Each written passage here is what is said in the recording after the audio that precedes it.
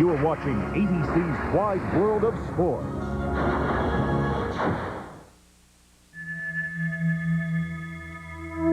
The 20th century comes to an end with a second-generation driver, Dale Jarrett, celebrating his first NASCAR Winston Cup championship. Enter the new millennium.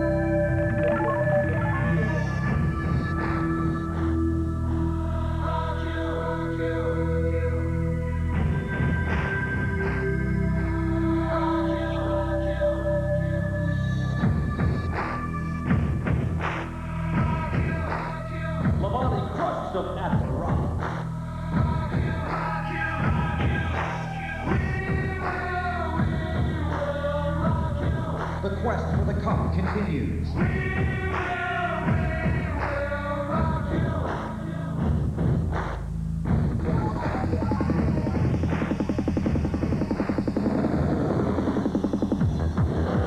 For the third consecutive year, the glitz and glamour of Las Vegas world-famous Strip provides a setting as NASCAR's elite Winston Cup stars prepare to shine. Today, 43 drivers battle 400 miles for $4 million. Las Vegas, known for its championship fights, and today's battle between the front row starters could be promoted as a grudge match. Scott Pruitt's team wooed away Ricky Rudd's sponsor. Ricky needs a new ride. He landed in the 28, and today he and Pruitt start side by side on the front row. Las Vegas loves a winner, and winners love Las Vegas. That makes Jack Roush in this place a perfect match. Roush car won the last 4 stock car races here. Jeff Burton and Mark Martin have won the only Winston Cup races here, and that's a pair that could lead a full house.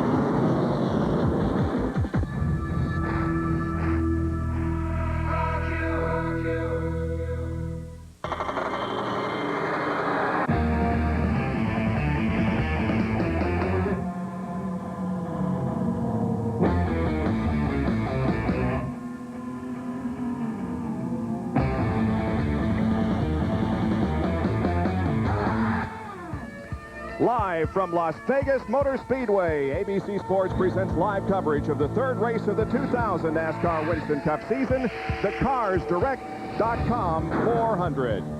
Hi, everyone. I'm Bob Jenkins. It is a huge sporting day in the city of Las Vegas. Over 125,000 fans have gathered here today, and they could see $1 million given away if one of the top 5 drivers in last month's Daytona 500 can win here today. He'll win the Noble $5 million bonus, and a fan will also win $1 million.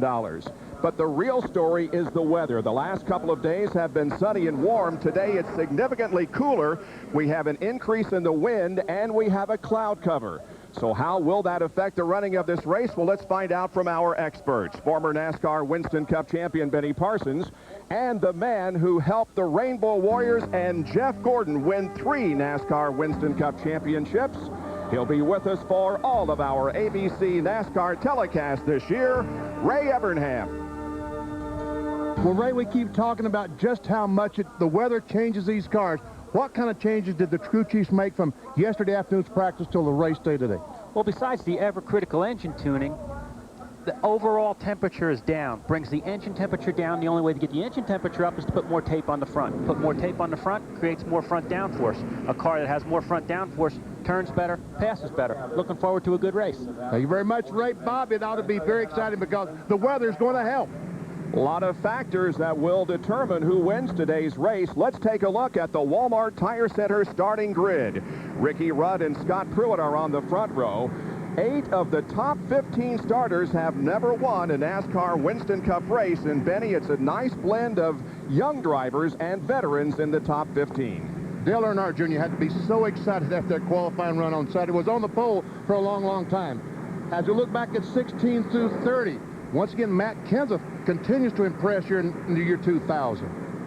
And the remainder now of the starting lineup, with provisionals going to Ward Burton, who finished second here last year. John Andretti, Bill Elliott, Kenny Wallace, Kyle Petty, Wally Dallenbach took provisionals, and Darrell Waltrip is the previous champion's provisional starter in 43rd position. So they'll take a couple of more laps. For a lot of people down the street on the Vegas Strip, $1 million isn't much money. Millions are won and lost each day.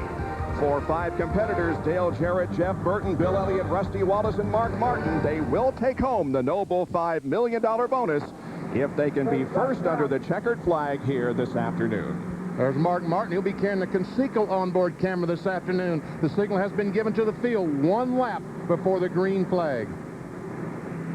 Mike Skinner also has the onboard camera starting back in 20th position. We see the cars weaving back and forth. Ray, they're trying to get those tires clean of debris before the green flag. Yes, Benny, and with the cool temperatures today, they're actually trying to get a little bit of heat in them because the car will tend to slide till that tire gets up to about 200 degrees is the optimum tire temperature. Dale Jarrett will be carrying one of our onboard cameras. And we have a story breaking on pit road. Jerry? Well, just prior to rolling off, Dale Jarrett's hood went up on the Quality Care Ford. They had made a last-minute engine change this morning in the garage area when Robert Yates, the team owner, found some metal in one of the filters. Now, they thought there may be something rubbing the steering column. They raised the hood, cleared away what they thought might have been the problem with the steering column, and DJ now is rolling. No other problems thus far early on here for the 88 car, but a scare for this team here as they rolled off the line just moments ago. Jarrett, the points leader going into this event, having won at the Daytona 500 last month. On board now with Dale Earnhardt Jr. as he gets set to go from his third starting position. The pace car takes the hard left onto pit road, and we are about to get underway with the CarsDirect.com 400. The 125,000 fans on their feet awaiting the drop of the green flag. They come down at a slow pace. The green is out, and the race is on.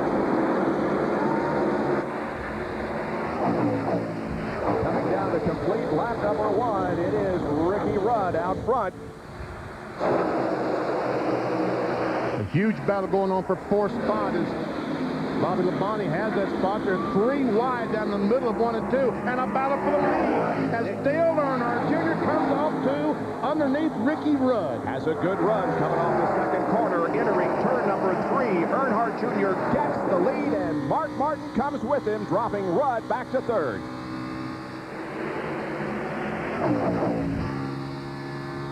We asked Dale Jr. this morning about his car. He seemed to be very apprehensive about the car, but he must have loved that first lap. That is the first lap that Dale Earnhardt Jr. has led in the year 2000. He did lead at Atlanta in the last race last year. Look at this huge pack of cars, 3 deep off the corner. And Scott Pruitt, the outside pole sitter, that tide ride right in the middle. Then Robbie Gordon on the outside, Elliott Sadler on the inside. You see Gordon takes that spot away from Pruitt. Robbie Gordon, that is. And Jeff Gordon now is right behind him. That's Michael Waltrip in the black and yellow number 7 down to the inside of Pruitt. And the 75 car of Wally Dallenbach has been black flagged. He apparently passed a car before hitting the start-finish line.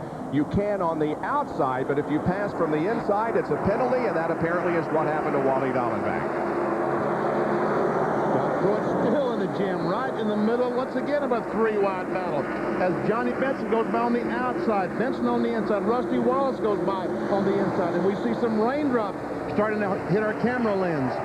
We have had light rain showers all morning long here at the Las Vegas. Nothing that would halt the race, but just an occasional shower passes over, and let's hope it doesn't get any heavier than it is right now. Well, Scott Pruitt, obviously, Ray, is having problems. He has dropped all the way back from his second starting position back to around the 15th position. Oh, they touched.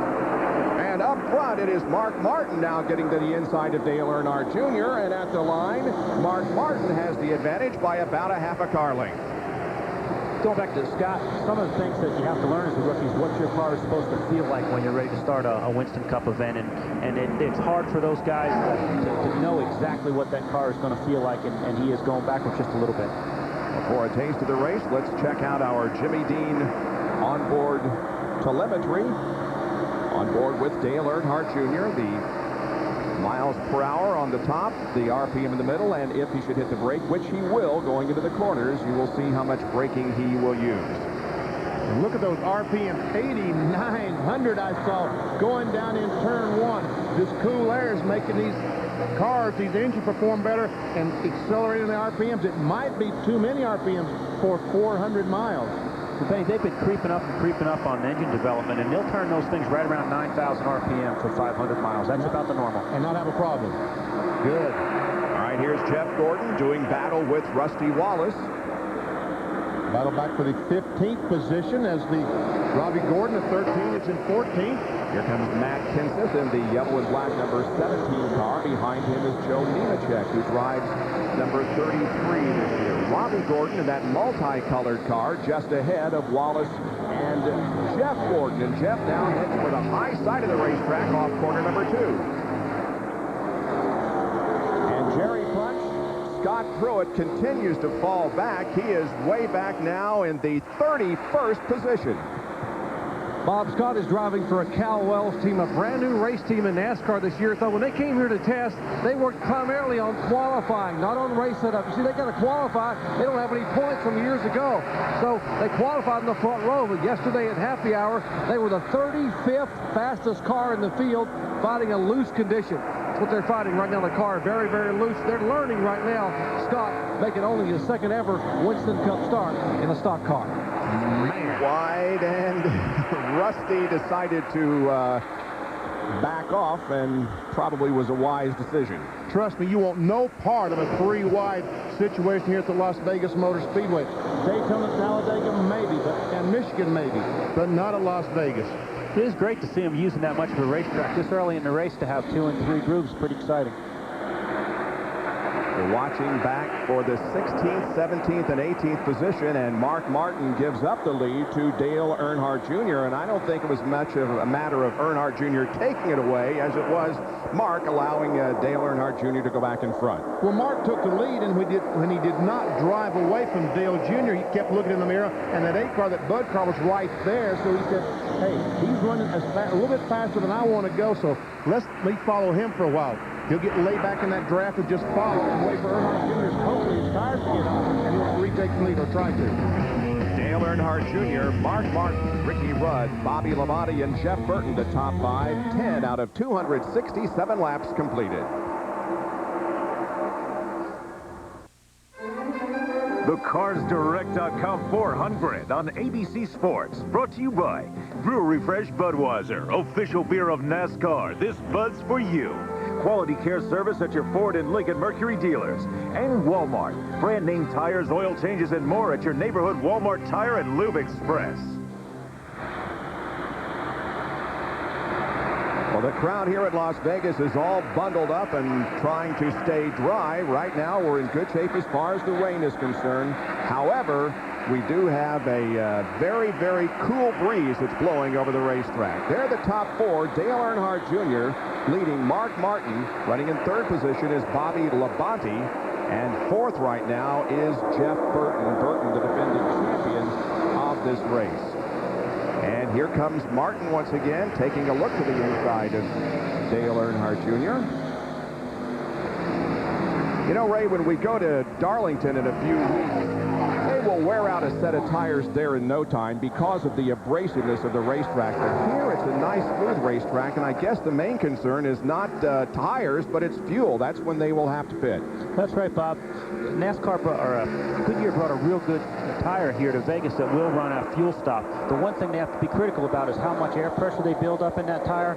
Right now, you'll see Mark, he'll make a run at Dale Jr., and he'll back off a little bit. He doesn't want to build up too much air in that right front tire. It'll make the car push because he knows those tires are going to be on there a long time, close to 100 miles. A couple of laps ago, there was a very anxious moment for Jerry Nadeau as he went into turn number 1. Here is what happened. He got up in the gray, so much so that it raised some dust and almost caused him to, in fact, I think he left a mark on the wall. Well, he just about turned the car around. You want to get really wide, getting in the corner. Watch Dale Earnhardt Jr. as he goes up really wide and goes down in the corner. You want to do that because it will help the car turn in the middle. As we see Kevin LePage in the number 16. has moved into the 7th position after starting in 14th spot. And he has a new sponsor on that car this week. Kevin LePage does. We'll tell you who that is in a moment. Meanwhile, look at Earnhardt Jr., who suddenly falls from 3rd back to 4th spot. I think what might have happened there is when Mark got up behind him, it took a little bit of the air off the spoiler and let him get a little bit loose getting in. We still see he's turning 8,600 RPMs. Not quite as many RPMs as he was turning a moment ago. Let's go down the pits. Well, Dale Earnhardt Jr. had a tough day yesterday. They borrowed 2 setups from his dad's car. Neither of them seemed to work. Now they seem to have a setup in the car that will work, but we have an unscheduled pit stop on pit road. Michael Waltrip coming in early, apparently a vibration or a tire going down. He just said 4 tires on the radio. He came down pit road. He's got rights already. They'll just have to top off the fuel. Now, Waltrip sitting on pit road. The car's not running. He stalled it out, and they get him on his way. Down pit road, Jerry Punch. Prior to the day's race, Jeff Gordon and a lot of the people in the pit here thought, as the caution now being waved to the field, we are being told on the radio that there is raindrops sprinkling all down the backstretch in turn 3. I just heard Jeff Gordon say, it is raining, I got rain on my windshield. So the yellow flag waves. This will be a break for Jeff Gordon because this morning they changed 2 springs on his car number 24, thinking the car would be very, very tight, but it's very loose off the corner. That's why he was sliding back in the field. He had slid all the way back to 35th position, so this caution is a godsend for Jeff Gordon. The caution out because of rain falling on the backstretch. A little bit of moisture here in the front stretch area also. So Mark Martin had taken the lead from Dale Earnhardt Jr. Jeff Burton now running 2nd, then Bobby Labonte and Earnhardt Jr., who found himself out front for a total of 11 laps, but now has relinquished the lead to Mark Martin. Back with more from Las Vegas in a moment.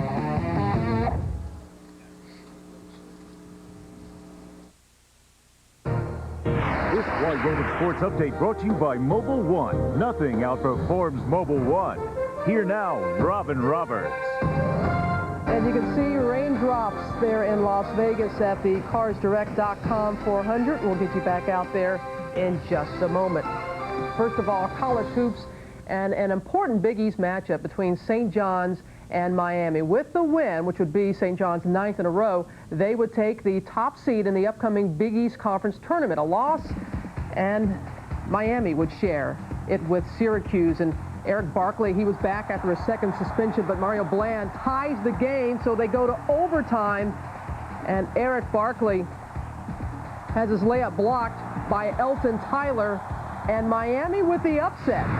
They share the Big East regular season title with Syracuse. They beat St. John's 74-70 in OT. Miami claims the number 2 seed. St. John's ends up with the 3rd seed for the upcoming Big East tournament against Syracuse, the number 1 seed in that conference tournament. Appalachian State and College of Charleston, Southern Conference Championship. Tyler Patterson goes the length of the court for the lay-in. Appalachian State can smell the upset, and they do. The first time College of Charleston has lost in the conference tournament. Okay, it's just their 3rd year, but still, Appalachian State is going to the NCAA tournament for the first time since 1979 when Bobby Crimmins was the coach back then. That's our Wide World of Sports mobile update. Back now to Bob Jenkins in Las Vegas. All right, Robin, well, in the desert about 20 miles north of Las Vegas, we have rain, and that has been the situation for the last few minutes. We have not run any green flag laps. We did have, however, a wholesale pit stop activity, and here they came. Mark Martin, the leader, brings him down. Bobby Labonte makes a stop. Those pit boxes changes 4 tires. Yeah. We see Mark Martin, the right side is going down on that automobile. Jeff Burton is in, changing 4 tires. Benny, you can see the size of these pit boxes is very, very big compared to some of the other places that we've been. Allows the cars to get in and out easily and gives the guys a little bit more time. As you see, some cars are coming in the pits and some are leaving. As Matt Kenseth tries to come down pit road, does a good job. Dale Earnhardt Jr. leaves. See Bill Elliott in McDonald's Ford. He changed 2 tires trying to get some track position that is so desperate here. Yes, it really is. And track position here is not only creates a problem with your way behind distance-wise, but again, going back to the aerodynamic downforce, the further you are behind another car creates a push. That push builds up the right front tire, and it compounds the problem. Let's get a recap on what our pit reporters saw. Here's Jerry. Mark Martin's pit stop, a very routine stop. 4 tires and no adjustments whatsoever on the car. But now Jeff Gordon, as you heard, had been backsliding in the field and had a problem with the car getting in the corner. He was tight getting in and loose coming off, so they came in and pulled a rubber out of the right rear. Took this rubber spacer out of the right rear to try to help the car a little bit, and also made an air pressure adjustment so Jeff could have some forward bite coming off the corner, which should improve the car significantly. Bill Weber? First of all, on Bobby Labonte, uncharacteristically slow, 18.26 seconds. They went down 2 rounds on the track bar. He came in 3rd, went out 10th. Had a small problem with the jack, but they also lost spots because some guys in front of them took 2 tires. Rusty Wallace just got 4 tires and fuel in 17.67 seconds. Rusty says his car is really good. And an update on the 7 car of Michael Waltrip. He came in for a vibration. His crew chief told me so far they have not found anything wrong with the tires. John? As Benny pointed out, Bill Elliott came down, took on only right side tires to pick up a lot of track position. Elliott, one of the drivers going for the $1 million bonus, started way back at the tail end of the field, so they opted for the 2-tire change. Kevin LePage, who moved his way up into the top 10, took on 4 tires. They made an air pressure adjustment on the right front. His car was just a little bit too tight in the center of the turn. They were trying to loosen that up, and Dale Earnhardt has started 33rd and has made up about 15 spots out on the racetrack. He took on 4 tires. They made no changes. Kevin Hamlin tells me Dale is pretty happy with the car right now. Awaiting the green flag to go back to racing. Let's talk about these pit boxes, Ray, that you mentioned. Daytona, the size of the pit box, 22 by 15. At Rockingham last week, they were 30 by 17. Here, they are 40 by 17. It just gives you a lot more room to angle the car in. As we noticed at Daytona and Rockingham, guys were jammed in behind other guys, and it was pretty tight getting in and out. You'll see some really fast pit stops today because the guys can line the car up on the marks that they need, and the guys have got some room to work. You know, we should see some low 16, high 15-second pit stops today. Well, as you can see, the pit crews have brought out the tarpaulins to keep the pit areas and pit boxes as dry as possible.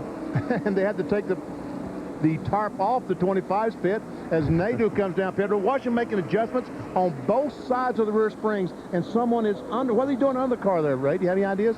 They could be adjusting on the rear sway bar, or they might have a spring rubber caught up underneath there that they're having a hard time getting out. Could be doing lots of things, Benny. Could be checking for damage. I see he probably got into the wall with the right rear. They might have knocked the Panhard bar over a little bit and be readjusting the... That 40 feet that Bob talked about is from here all the way back to back here. And I'll look at all the space that Nadeau has in the rear of his car. So you're right, these guys will not have trouble getting boxed in their pit area today. I would say, Benny, as long as he's been under there, they're probably adjusting the Panhard rod. He might have knocked the rear end out of square when he got into the wall.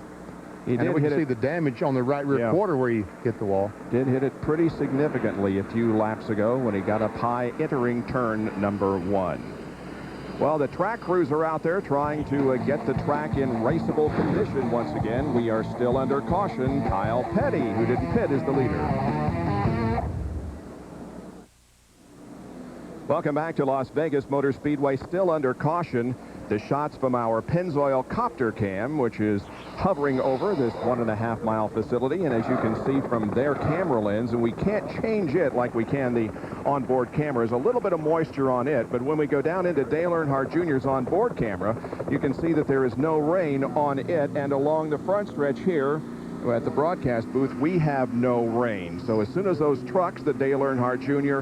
just got by, hopefully we'll be able to go back to green flag racing. Let's take a look at how they run here at this 267-lap race. Darrell Waltrip did not pit and is the leader at this point. He's leading for the first time since Richmond in May of last year, with Dale Earnhardt Jr. second, then Matt Kenseth, Sterling Marlin, and Jeff Burton in the top 5. 28 laps have been completed. We'll be back after these messages and a word from our ABC stations. You're watching the CarsDirect.com 400 on ABC's Wide World of Sports. Welcome back to Las Vegas Motor Speedway and the CarsDirect.com 400 NASCAR Winston Cup race.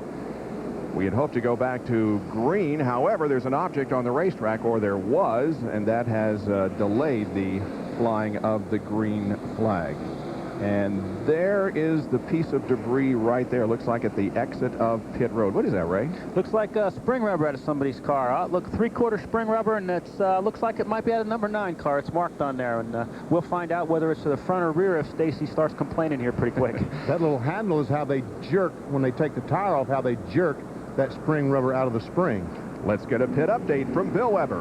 Well, you saw the work going on underneath the 25 car of Jerry Nadeau, and what they did is they went underneath the car and made a sway bar adjustment. You have to do that underneath the car. You can't do it with a wedge wrench or anything like that. They have what they call a sway bar specialist. His name is Tim Nelson. He went underneath the car, made the adjustment, had another crewman yank him out by his feet when they said the pace car was coming, and then Nadeau took off. What they wanted to do was to take some of the load off so that the driver, Jerry Nadeau, can get in the gas quicker coming off the turns. Back upstairs. And here is the incident that has caused all these problems right there up against the wall, leaving the mark and saving the car, though.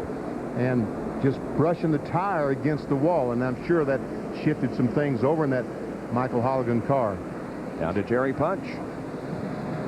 Front row starter Scott Pruitt had made 2 stops on pit road during this caution flag a moment ago. Now, he had gone from the second starting spot to about 36 in the field because the car was so loose he couldn't even use the throttle trying to come off the corner.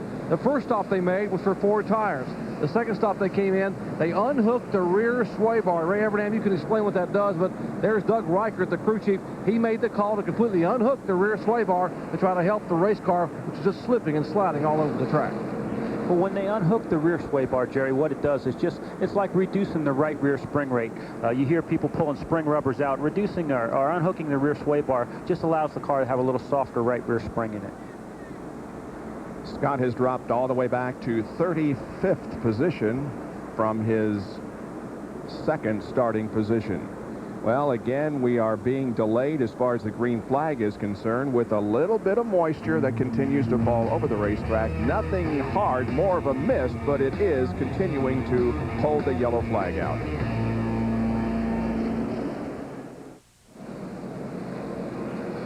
The Las Vegas Motor Speedway and the CarsDirect.com 400 under caution because of a little bit of rain here at the Motor Speedway. Up front, the top 2 rookie candidates, at least right now, in the battle for the Prevestis Rookie of the Year honors. The leader is Dale Earnhardt Jr., and running in second place is Matt Kenseth. As we ride along with Dale Earnhardt Jr., Ray, the fact that he only changed 2 tires, Matt Kenseth only changed 2 tires, does that mean they're happy with their car and just decided to try to get track position for the 2-tire change?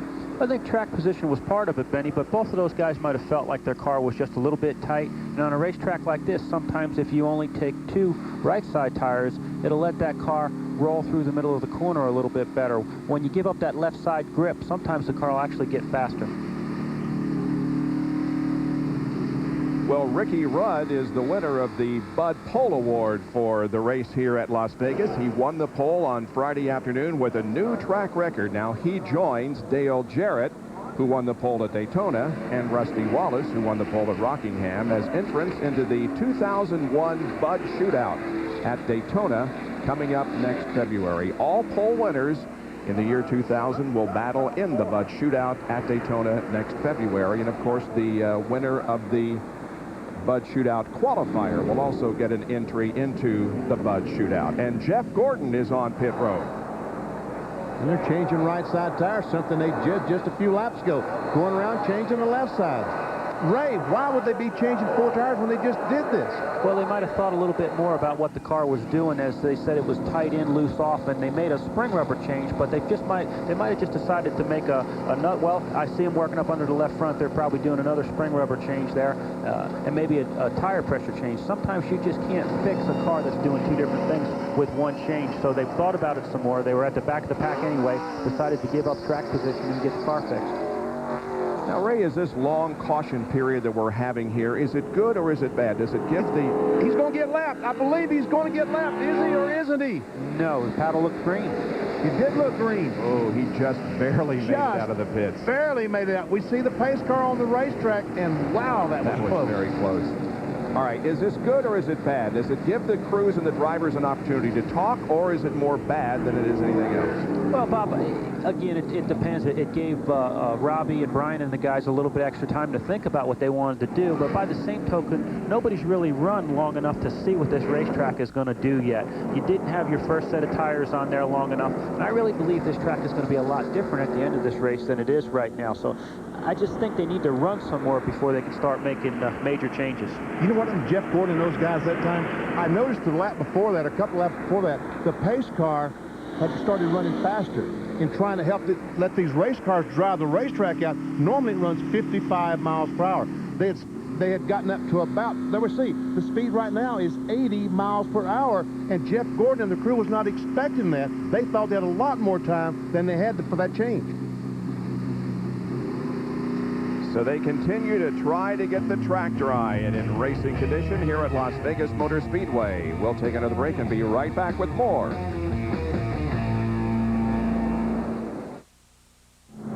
Rather lengthy caution period here at Las Vegas Motor Speedway because of rain. It is raining in some parts of the track, but not everywhere. And what they want to do is just keep the cars out there as long as possible, plus get the jet dryers out to make sure that the water doesn't accumulate anywhere. And they picked up the pace to over 80 miles an hour here. Let's take a look at how they are running. With 40 laps completed, our Napa field summary shows that Dale Earnhardt Jr. and Matt Kenseth are running first and second. Sterling Marlin, Jeff Burton, and Mark Martin are the top 5. How about Ricky Craven started back in the 29th position? Pole sitter Ricky Rudd has dropped to 13th spot. Here is 16 through 30 now. And Ward Burton has made a pretty nice progress to the front. Yeah, started back in the 37th position. Dale Earnhardt also going towards the front. As we see, the cars are stopping on the racetrack now. So NASCAR has decided to issue the red flag. And here's the remainder of the field summary with Wally Dallenbach, the only car not on the lead lap. Michael Waltrip is at the tail end of the lead lap and the first car in line. Well, Jeff Gordon has been in a couple of times, and each time he's been caught speeding off pit road, but that isn't much of a penalty, Doc. No, they've struggled most of the day. I'm with Robbie Loomis, the crew chief. And, Robbie, you guys began to drop back initially, and we reported you came and took a rubber out of the right rear and made an air pressure change. What were you fighting? The car's really, we got into the back of somebody there at the start, and we're really tight getting in, especially behind traffic, but the car's really loose at the exit, so we tried to tighten it up. We worked the air pressure a little bit, try to get it freer getting in the corner. You came back in a moment ago and had to leave in a hurry, got caught speeding, leaving pit road, but you had to come back anyway. You're trying to put a rubber in the left front? Yeah, we're trying to put a rubber in the left front. Like I said, on the entry, the car's pretty tight, so then we noticed the nose beat in there. We're trying to get a little tape on there, too, to get a little more downforce on the front. The nose is purely cosmetic. There's no damage to the radiator or anything inside? No, the radiator, all that stuff's fine. It's just a matter of now, you know, you get a lot more air in the front end, makes it lift a little bit more. Okay, that's Robbie Loomis, crew chief for Jeff Gordon. They think they may have the problem solved now with a rubber in the left front. Well, they hope they have the problem solved. It's just, there's so many things to do. There's just thousands of different things to do to try to make these cars a little bit better. Changing, putting a rubber in the left front is just one of them.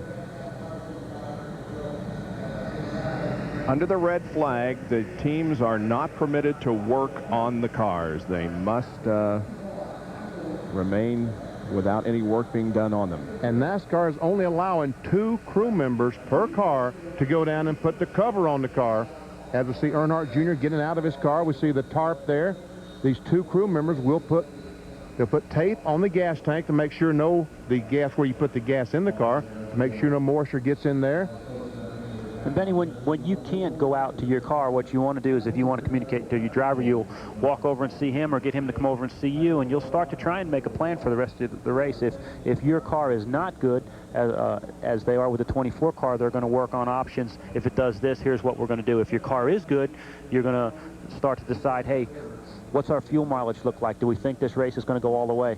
Watch Tony Stewart go up and talk to his teammate, Bobby Labonte, checking out what his car's doing, trying to see Tony talking to Bobby. Okay, and what's your car doing? Now, mine's doing this, and this is great strategy to get together and try to figure out what their car is doing and what they can talk to the crew about changes they'll make on the next pit stop.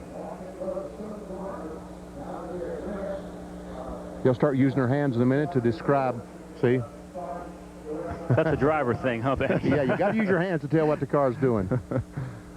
Bobby Labonte currently running in 8th position, and his teammate Tony Stewart right behind in the 9th spot as the red flag is out.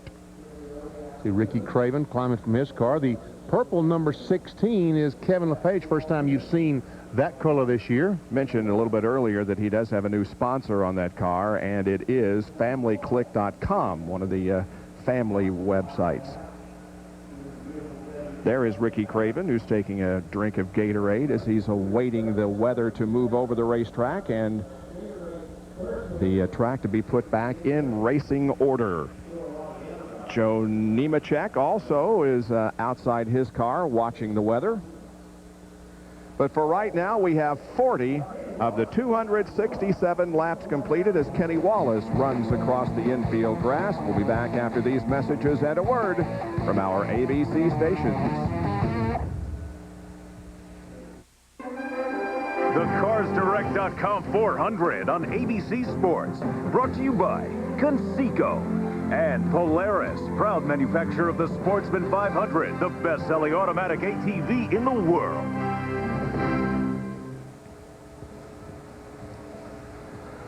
"41 laps have been completed out of the 267 here at Las Vegas Motor Speedway and the CarsDirect.com 400. We are under a red flag condition because of rain. Not a hard rain by any stretch of the imagination, but it is raining a little bit at some point on the racetrack. You see all those crew members, all those drivers, all those NASCAR officials standing down there, and not one of them has an umbrella. Yep. So obviously it isn't raining. It's just raining hard enough to be aggravating. And let's explain why Jeff Gordon got caught speeding twice coming down pit road to beat the pace car out. Let's explain why the penalty wasn't really significant at this point. Well, the penalty is you go to the end of the longest line. Well, guess what? That's exactly where he was going to be to begin with. And also NASCAR speeding up the pace car caused Jeff Gordon to have to speed down pit road. So I think that NASCAR saw that and said, look, you know, there's no way that we can penalize this team for speeding down pit road because we've created that problem by making the pace car go faster. Plus, Benny, the alternative to him not speeding, he would have went a lap down. So it was either speed and start at the tail end or not speed and go a lap down and have a lot more space to make up. Well, with just 41 laps completed, it's difficult to determine who exactly has found the right setup. Let's talk to Dr. Jerry Punch about that. Down in the Dale Earnhardt Jr. pits with crew chief Tony Eury Sr. And Tony, the fact that you guys led lap number 2 indicates that you're pretty close on your setup. Is Dale Jr. happy with it? Well, so far he's pretty happy with it. We tried 2 or 3 different setups in it yesterday, and we tested here the setup that we got in the car now. We tested with that, and Dale drove it, and he didn't really like the way the car drove, and so we tried some different stuff when we tested. So when we went into our first practice yesterday morning, we decided we wanted to go back with that package that we had that Dale Jr. liked. So we went with that, and we just kept working. We just never got the car really the way he wanted. So we, after the first hour and a half of practice, while during the Busch race, we put it back like it. Dale Sr. and Steve Park had their car and all, and the first 5 or 6 laps Dale Jr. running, he said, man, this thing's awful. Let's go back to where we were. So we went back to our original deal we had when we tested, and just kind of tuned on that for during happy hour. So got the car real good. He was a little loose getting in the corner yesterday, but I think this cool weather's tightened it up a little bit. We were scared to put any more tape on it, so the motor's running a little cool, but we didn't know how much tape we could stand because we were a little loose getting in the corner yesterday. So he said the car's good and snug and driving real good right now. Tony, when he passed Mark Martin at the beginning of the race to take the lead, he said Martin taught him something but he's a rookie, of course, only his 3rd race this year in his rookie year. What did Mark teach him about driving early on in a race like this? Well, he just come on the radio and said them guys were probably a little smarter than he was. That he was over driving the car there a little bit and got it kicking loose off the corner over there. So he backed off there a little bit and followed Mark a little bit. And he said, these guys are a little smarter than me, I think. So we're back in the lead now, so we'll have to see what he does when he starts back. All about a rookie learning how to drive, and certainly he's doing that quickly. Let's check in with Bill Weber. Well, here in the DeWalt pit, they're all jacked up about the chances of Matt Kenseth. You started lucky 21, Robbie Reiser, and you're up to 2nd. You did it with a 2-tire stop. Yeah, we went with 2 tires here early. Thought, hey, this is Las Vegas. We'll gamble a little bit here early. I don't know. He says the car's pretty good, so we thought take a chance and just put 2 tires on it, get some track position, and see how it plays out. And he ran the 300-mile race here yesterday. That help at all? That probably didn't help with this decision. It was just that we started back a little ways and just thought, you know, it is early. This would be a chance to look at 2 tires. Maybe that'd be something we'd want to try later on, so we'll find out early. So when this thing goes back to green, you'll have an idea how 2 tires will help or hurt your car. Well, yeah, we would have if we kept running, but now that everything's cooled down, I don't really know how much this is going to, you know, how much of gauge we're going to get here. We'll just have to see how this works out. Easier to gamble with a young rookie driver?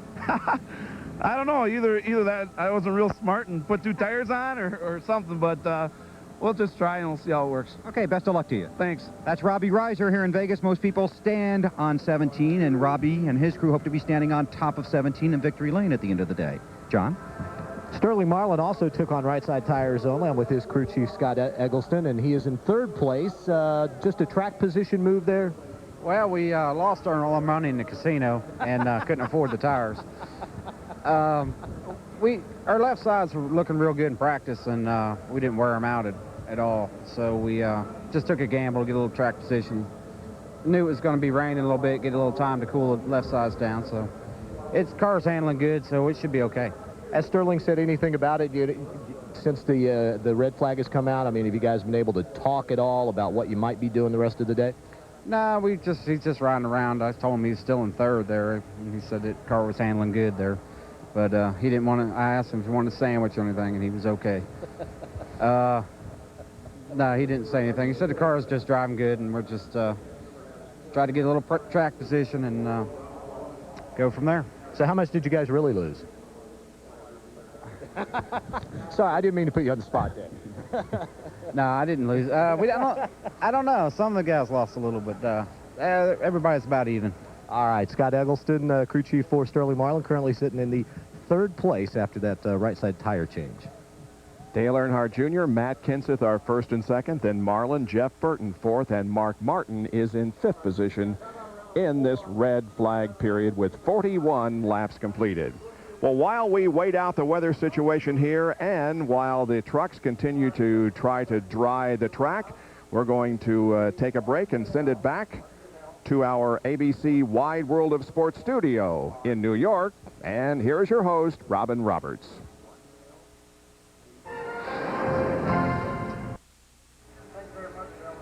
Cars remain covered with their tarps down in the Turn 1 area of Las Vegas Motor Speedway as the race continues to be halted because of some moisture falling over the facility.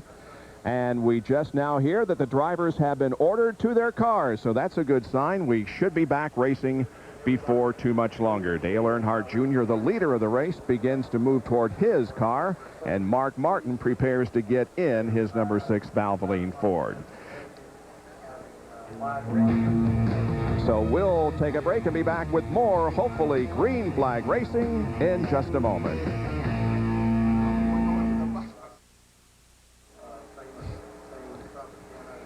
Well, now the tarps are off the cars. The drivers have been ordered back in them, and in just moments we should get the command to refire the engines and get this thing back underway. We have been red for a few minutes because of some light rain falling over Las Vegas Motor Speedway. Well, NASCAR is always looking for different ways to improve safety, not only for the drivers and the crew members, but also for fans, and it's no different this year, as we see in this NASCAR 2000 moment. Brought to you by Budweiser. And we go back to the Busch race yesterday here at Las Vegas Motor Speedway, on board with Mike McLaughlin. McLaughlin loses a right rear tire going down in turn 1, hits the wall hard, and then the hood flies up on the car, and the hood tether there and there keeps the hood from coming off and possibly flying outside the racetrack. We saw that 3 or 4 years ago. This is NASCAR's solution, and yesterday it seemed to work perfectly in keeping that hood attached to the car. More to Jerry Punch. And I am actually holding one of these hood tethers. They're a very simple looking piece of synthetic rope. And let me show you what they do. They basically loop this tether around, and I'm going to act as if my hand is a roll bar underneath the hood. It goes around the roll bar like that. Then this part of the tether is bolted beneath the bottom part of the hood. So if there is an impact and the hinge breaks, the hood will jerk, but it'll stay in position because of this tether. That's for safety. They have them around the hood and also the suspension parts, the spindles on the right and left front of the car. So if there's an impact, as we saw yesterday here or in Daytona with Jeffrey Bodine's truck, the spindles and the front suspension parts and the hood will stay attached. Safety first in NASCAR, guys. All right, thank you, Jerry. And speaking of Jeffrey Bodine, we understand that he is progressing well. We want to say get well, and we hope to see you back at the racetrack soon. Jeffrey, who, of course, was injured in that incredible accident during the NASCAR Craftsman Truck Series event at Daytona. Let's check the Napa field summary once again and show you where they're running. At the conclusion of 41 laps, Dale Earnhardt Jr. has led 23 laps so far. The pole sitter, Ricky Rudd, has fallen to 13th spot. He led just one lap, the opening one. Now here's 16 through 30. Ward Burton leads that group. Then Dale Earnhardt, Rusty Wallace, Johnny Benson continues his great runs in the year 2000. Terry Labonte. John Andretti's moved up to the 30th spot. And 31 through 43 shows you that just one car is not on the lead lap. Wally Dallenbach. He was penalized for passing a car before reaching the start-finish line at the very beginning of the race. Don't go away. The command has been given. The engines have been refired, and we'll be back with racing from Las Vegas Motor Speedway in a moment. The cars are rolling once again in the CarsDirect.com 400 here at Las Vegas Motor Speedway. We'll be back to racing in just a moment. The road to the Visa Triple Crown Challenge on ABC begins Saturday. Get an early look at some of this year's top 3-year-olds as they run for victory in the Florida Derby, the 49th running of that event. That's Saturday at 5:30 Eastern and Pacific on ABC, the home of the Kentucky Derby.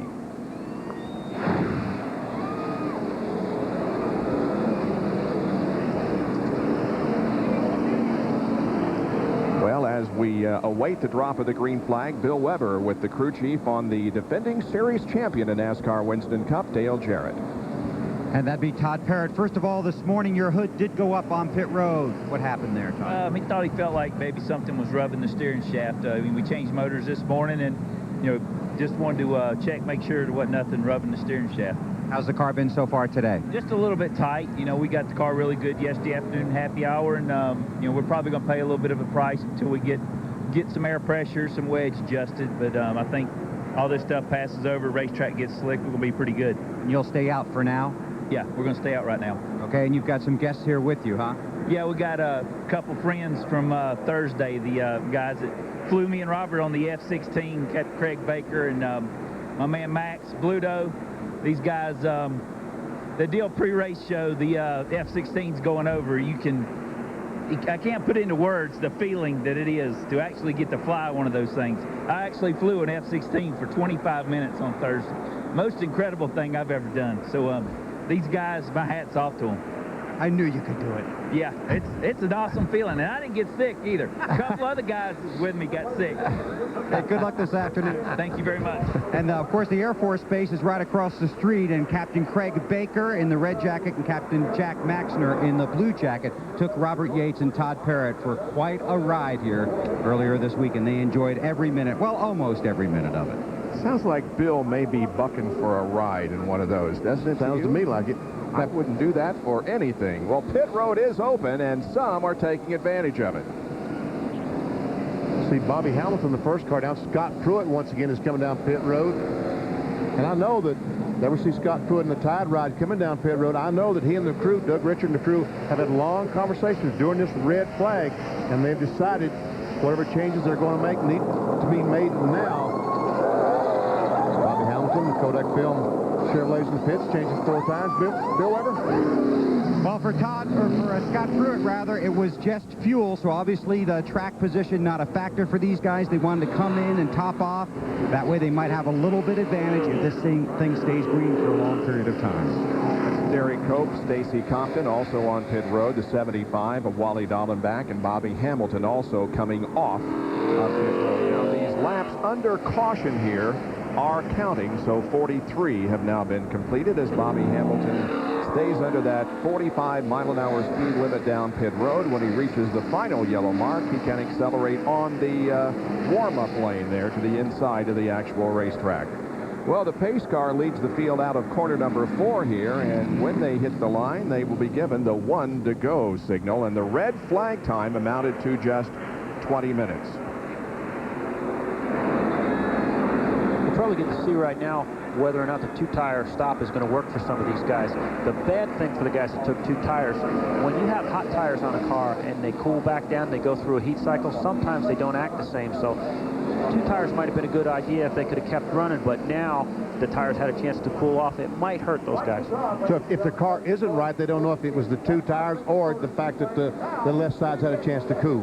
Yeah, Benny, they really won't know now whether or not 2 tires is a good idea, being that the left sides have gone through a heat cycle against brand new right sides. Robbie Gordon is making a late pit stop, as is Darrell Waltrip, while that is Michael Waltrip, the first car behind the pace car, and Michael is on the tail end of the lead lap in 42nd position. The leader of the race is the second car, Dale Earnhardt Jr. Now, 5 drivers, the top 5 finishers in last month's Daytona 500, are eligible for a $1 million No Bull 5 bonus if they can win here today. Jeff Burton currently running 4th, Mark Martin is 5th, Elliott 6th, Jarrett 7th, and Rusty Wallace in 18th as we get set to go back to competition. And don't forget, 5 fans have been paired with each of those drivers and will also win $1 million if their driver is successful. Michael Waltrip, the 7 car, as you said, is a lap down. He had an unscheduled pit stop under the green flag to change 4 tires. Had a vibration, and that's what put the 7 car a lap down. Hill comes off the corner, anticipating the green flag. And they get it. Here we go.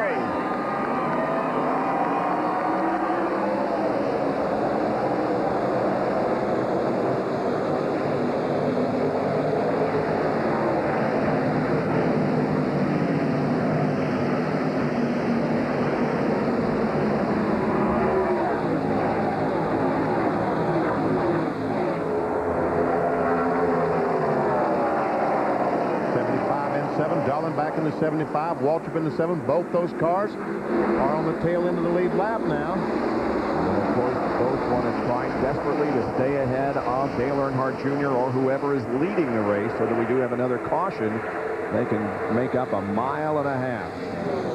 Good action in the back of the pack here. Here is Rudd running alongside Ricky Craven through the first corner. That's the battle for the 12th position.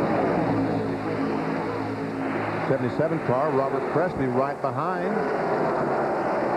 Ricky Rudd. Rusty Wallace trying to make the move on the outside. Earnhardt on the inside. That's the battle for the 17th position. And here comes Elliott Sadler in the 21 car.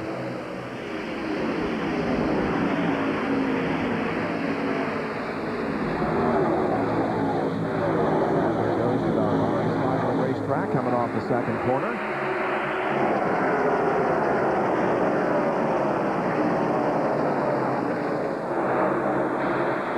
Elliott Sadler takes that spot away from Dale Earnhardt. Elliott Sadler did not qualify that well, but thought they had a just dynamite race setup. It looks like the car is pretty good so far.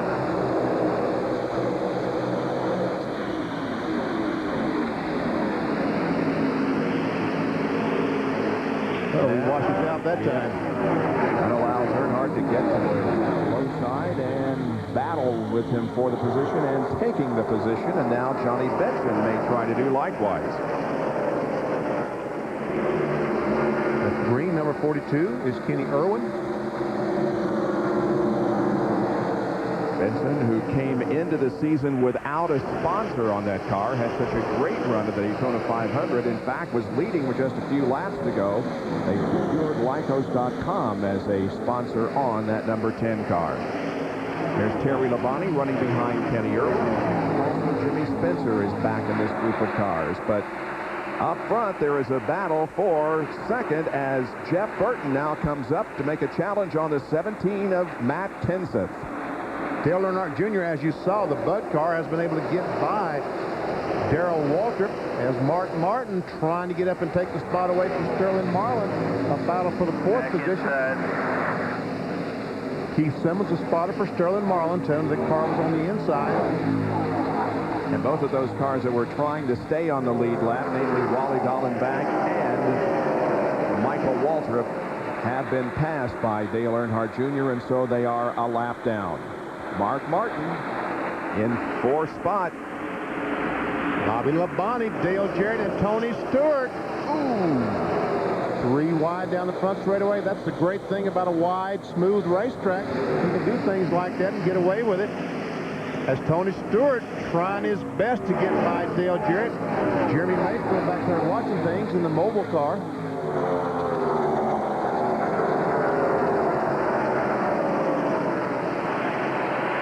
And once again, Jeff Burton trying to take over the 2nd position from Matt Kenseth.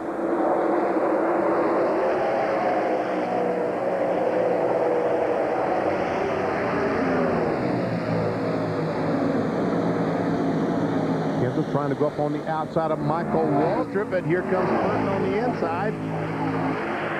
Now both go to the high side, and it looks like they're going to be able to get by Michael Waltrip. At least Kenseth will, entering the corner, and now Burton does in the corner. Matt continues to hold off the challenge there for the 2nd spot. We've been under green here for 6-7 laps, so it looks like the guys that made the 2-tire stops really made good decisions. Their cars are actually pretty fast. Dale Earnhardt Jr.'s run some pretty fast laps here since we've gone back to green. Back in the pack, there is the battle continuing between Dale Earnhardt and Rusty Wallace. And here comes Mark Martin. That 6th Valvoline car closes right on the back bumper of Jeff Burton. And these drivers running in 3rd and 4th position are the only winners here at Las Vegas. Mark Martin won the inaugural running 2 years ago, and Burton won last year. So Jack Roush is the only car owner to ever enter victory lane for a NASCAR Winston Cup race here at Las Vegas. And it looks like Jeff Burton will make the challenge now on Kenseth for 2nd and take the spot at the end of the backstretch. Looks like those guys share notes pretty good as a race team, too. Yes.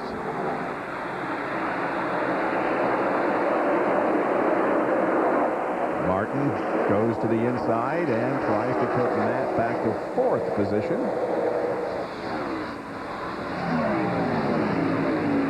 Kenseth has run 3 Busch races here at Las Vegas Motor Speedway, but this is his first NASCAR Winston Cup race. And Kenseth continues to lead the points in the Busch Series.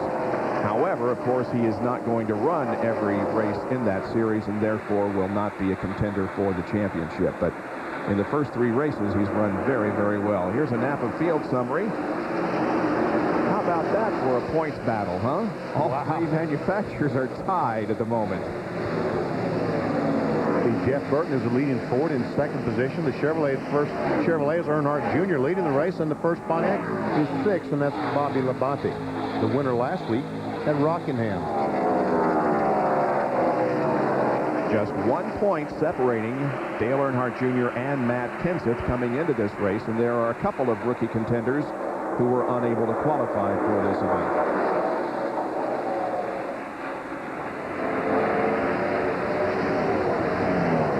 Bill Elliott going down in the corner, turn 1.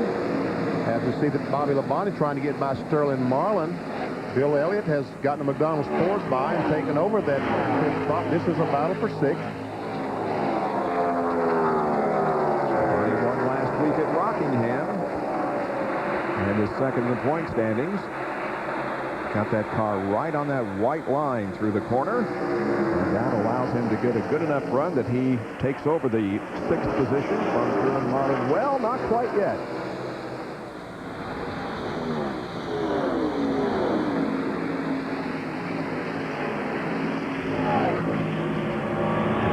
Teammates running nose to tail here. Bobby Labonte in 18 and Tony Stewart in the orange number 20 car.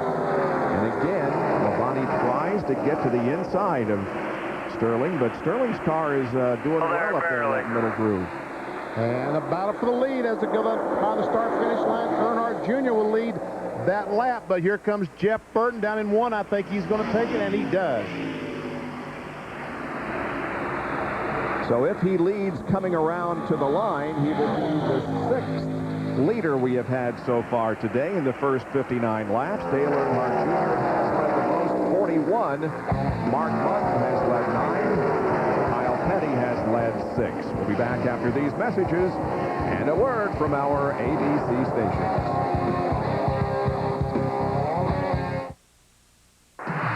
You're watching the CarsDirect.com 400 on ABC's Wide World of Sports.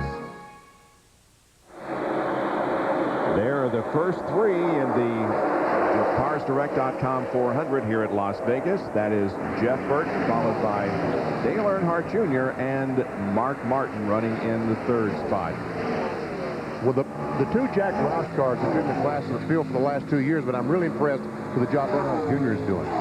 And how about Bill Elliott, who is up to 4th position?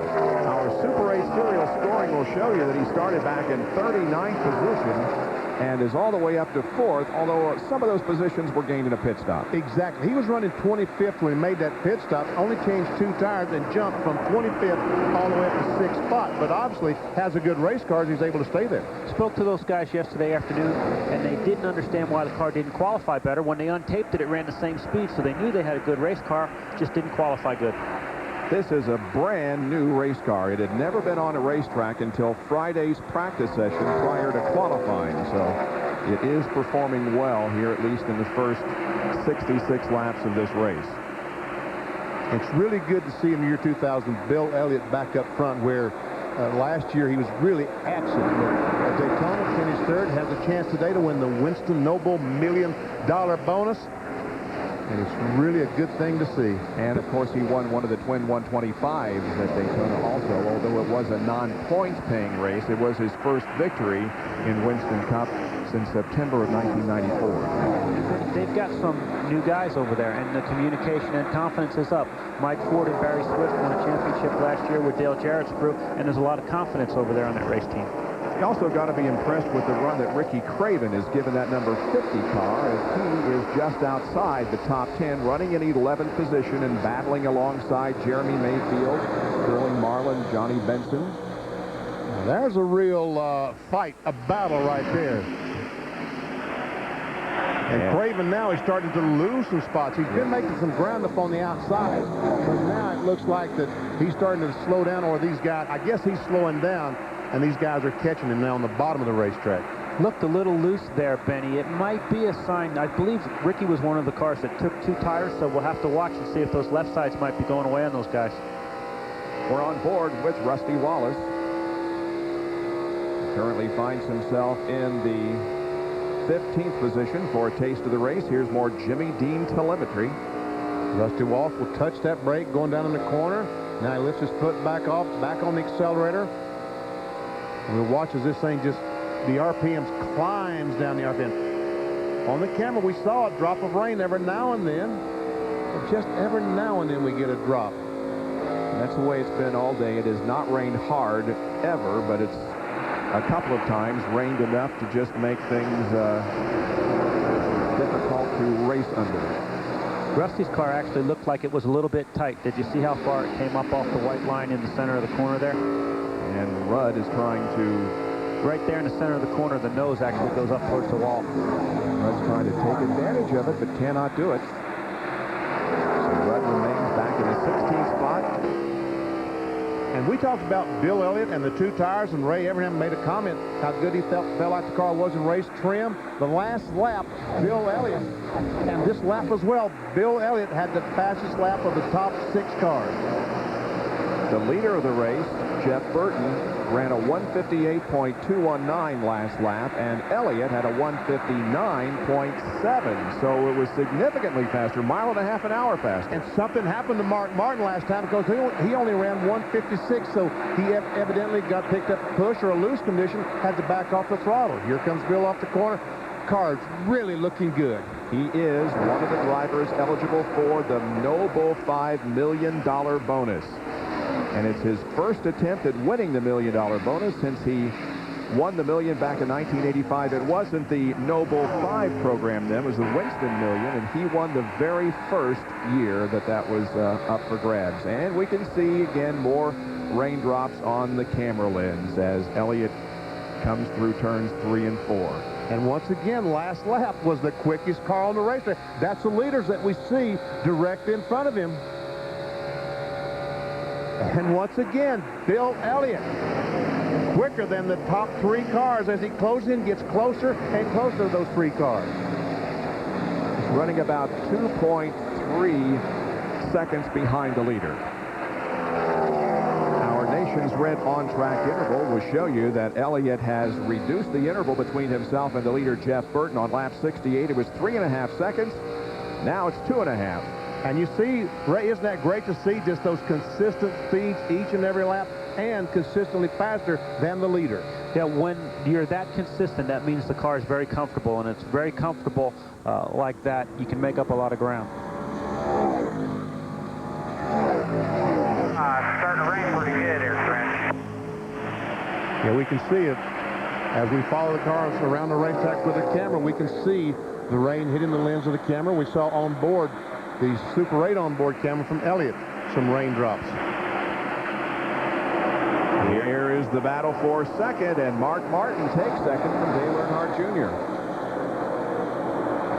So now the Jack Roush cars, and the 2 previous winners here at the Speedway, are running in first and second positions. Bill Elliott now just 1.9 seconds behind the leader. And closing in on the back of the 8 car, Dale Earnhardt Jr.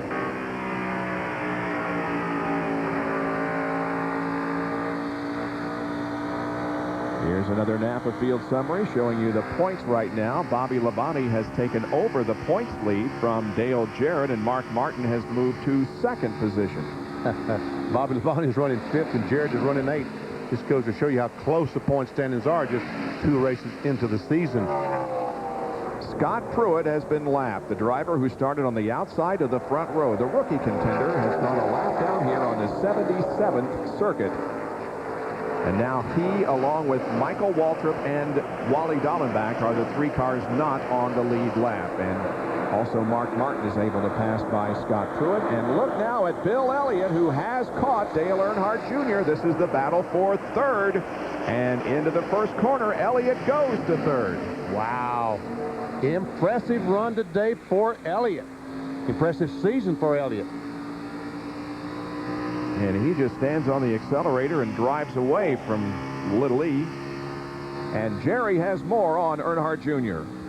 They have not made a single adjustment on the Budweiser Chevrolet at all today, but now they will have to on their next stop, probably coming up for the next 15 laps or so. Earnhardt Jr. complaining that the car is tight from the middle of the corner off. He cannot get the car to turn. He's having to back out a little bit of the throttle, and thus passed pretty easily a moment ago by Bill Elliott.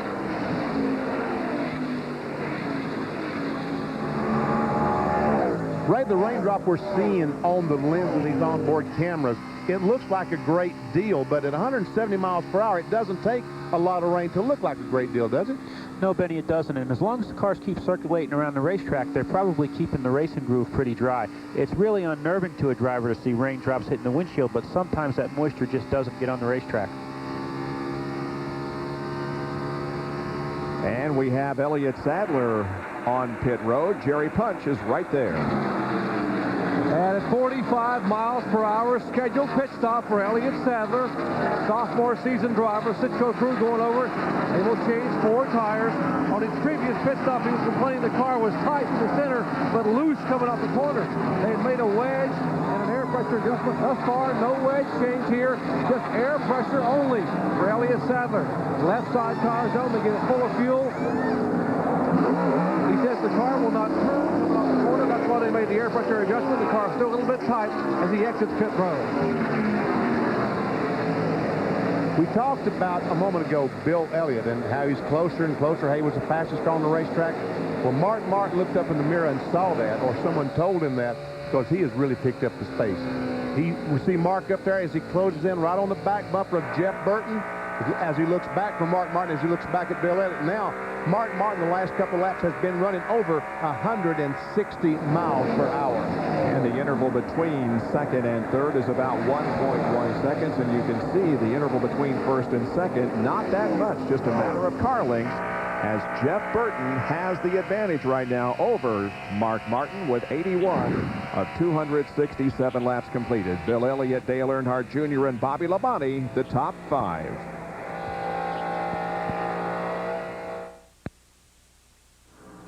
When you come to Las Vegas, you think about, well, a lot of things, but especially winning and losing a lot of money. And today, 5 drivers can win a lot of money. The 5 drivers who finished 1 through 5 at Daytona, Jarrett, Burton, Elliott, Wallace, and Mark Martin will win the Noble $5 million bonus if they can win here today. And currently, 3 of them are running in the top 3, with Jarrett back in 8th and Wallace in 15th. Bill Elliott back in 3rd spot. We see Mark Martin up in front. Jeff Fuller now has gone a lap down. There's Dale Jarrett, the Ford Quality Care, running back in the 8th position. And Rusty Wallace, the Miller Lite Ford, is back in 15th. That's their Noble 5 contenders at the battle for the 4th position. And Tony Stewart will go to the inside of Dale Earnhardt Jr. and take over the 4th spot. We have 6 cars that are not on the lead lap now. Jeff Fuller, also Derek Cope has lost a lap, in addition to Michael Waltrip, Wally Dallenbach, Scott Pruitt, and Elliott Sadler, who made a pit stop a little bit ago. On board with Bobby Labonte as he too tries to gain a position on Dale Earnhardt Jr. Both those cars been able to get by the 17 of Matt Kenseth. Brett, looks like that those cars that stopped and only changed 2 tires on their only caution flag for the rain, it looks like that 2-tire change is really starting to affect the cars. It really does, Benny. The only guy that's messing that up for us is Bill Elliott. Yep. He's still going pretty good on 2 tires. The other guys, left sides, might just be giving up just a little bit. You see the adjuster for the right rear on Earnhardt Jr.'s car. And here comes Matt Kenseth to challenge Dale Earnhardt Jr. And if successful, that would move him up into 6th spot. And it is successful. Now we're on board with Dale Jarrett, who also is trying to pass Little E, who's caught on the outside of the racetrack. Now, the 17 car was one of those cars that took 2 tires also, Benny. What we might be seeing here is the fact that we've been under green for quite some time. There's getting rubber down on the racetrack, and the racetrack is changing a little bit. During our commercial, there we see Dale Earnhardt in the 3, Dale Earnhardt Jr. in the 8. And father goes by son, moves into the 8th position. And Bill Elliott is on pit road. John Kernan. And Bill Elliott pulls into his scheduled service. Very happy with the car. This is a brand new car that had never been on the racetrack until Friday. They're already done with the right side. Swing around to the left side. They have not made any chassis adjustments, nor do we anticipate any. Lefts going on, tightening up the lug nuts. They've got it full of fuel, and Bill Elliott is down and away. A good pit stop. And I tell you what, if the Jackman had not missed a stop on the left side the first time, that would have been a fantastic pit stop. Not bad at 16.9. Really is, and that's a fairly new crew, too. Eddie DeHunt and those guys have been working real hard on their pit stop. All right, back out on the racetrack. Now Kenny Wallace goes a lap down in 36th position as Jeff Burton is able to pass him. We had something very strange happen during our last commercial break. Mark Martin, who was right on the back bumper of Jeff Burton, all of a sudden lost distance and slowed down about 5. And we see Steve Park. Big plume of smoke coming from the number 1 Pennzoil Chevy. The car appears to be running. I mean, it doesn't look like a blown engine. It looks like an oil line or something. Boy, a great run for Steve Park last weekend at Rockingham, coming home in 9th position. But some smoke has caused the car to come to pit road, and now the crew will begin to try to ascertain what happened. And Rusty Wallace also makes a visit to pit road. Rusty Wallace has some new members on his crew this year, and they've really been struggling. Jeremy Mayfield coming down pit road. When I say struggling, they've been making 17, 18-second pit stops when you've got to make them in 15, 16. Right side. Whoa, that was quick. Earl Barban takes that jack, starts around to the left side. Car goes up. Having trouble on the left and the rear. Once again, always just something is happening on Russ. That was Jeremy. I'm sorry, that was Jeremy's pit stop. And that was his teammate, Jeremy Mayfield. He's away. These pit stops occurring on the 95th lap of the race. And Ricky Rudd, the pole sitter, is on pit road now. And to Bill Weber. Ricky Rudd's car has been fairly good since the green flag came out. This is a routine stop for tires and fuel. Rudd was the pole sitter, looking for his first win since Martinsville on that hot day in the summer of '98. Meanwhile, just past him, the race leader, Jeff Burton, now on pit road. Burton wants a pound out of the right front tire. He also wants to make a change he talked about yesterday in the Busch race. He wanted to write it down in the Busch race, but he didn't want to discuss it on the radio. He told his crew in this race they want to make the same change he did yesterday. Another good stop for the 99 car. He's on his way out the pit road. Very good stop, Bill. 16.1 seconds for Jeff, and he is rolling once again. So is Dale Jarrett. And so is Dale Earnhardt, as Earnhardt goes by Jarrett on pit road to take that spot away. Also coming out are Joe Nemechek. And Dale Earnhardt Jr. now comes in. Long road down pit road. He's the very first pit. And Jerry Punch is right there. Earnhardt Jr., 25 years of age, defending Busch Series champion, only his 8th ever Winston Cup start. Remember, he was complaining the car was tight from the middle of the corner off. They made an air pressure adjustment to try to free the car up a little bit, or actually keep the car from being so tight coming off. Left side tires on, routine pit stop for Jr. He is down and away. The tire rolls away across pit road. That tire loose down there.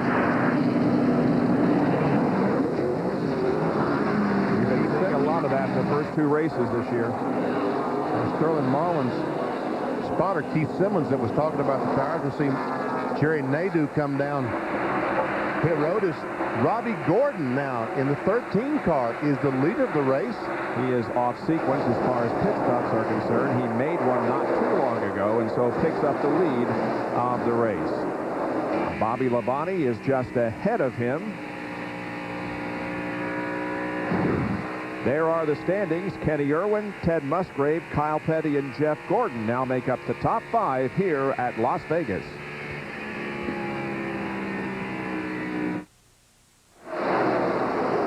Robbie Gordon, who was the leader, now comes in. And look, he has to stand on the brakes. You've got to be below 45 miles an hour right there at that second white line. And he had to stand on the brakes to achieve that. Bill Weber, he's headed toward you. And Bob, they'd asked him to stay out 6 or 7 more laps, but the traffic and the new tires were just killing him. So they tried to get him in the lap before this one. He couldn't make it onto pit road. Actually wasn't clear on the communication. Now he does slide to a stop in his pit stall. This is a routine stop. They will clean the grill, pull the plastic cover off the windshield so he has clearer vision, 4 tires, and a full tank of fuel around to the left side. Slides underneath, lost his balance there, lost his footing. That cost him some precious seconds. Now the left side tires are off, so this stop will be a little lengthy. 20.8 second pit stop. He goes a lap down, and now that puts Jeff Burton back in the lead here as everybody has made a pit stop in the last few laps.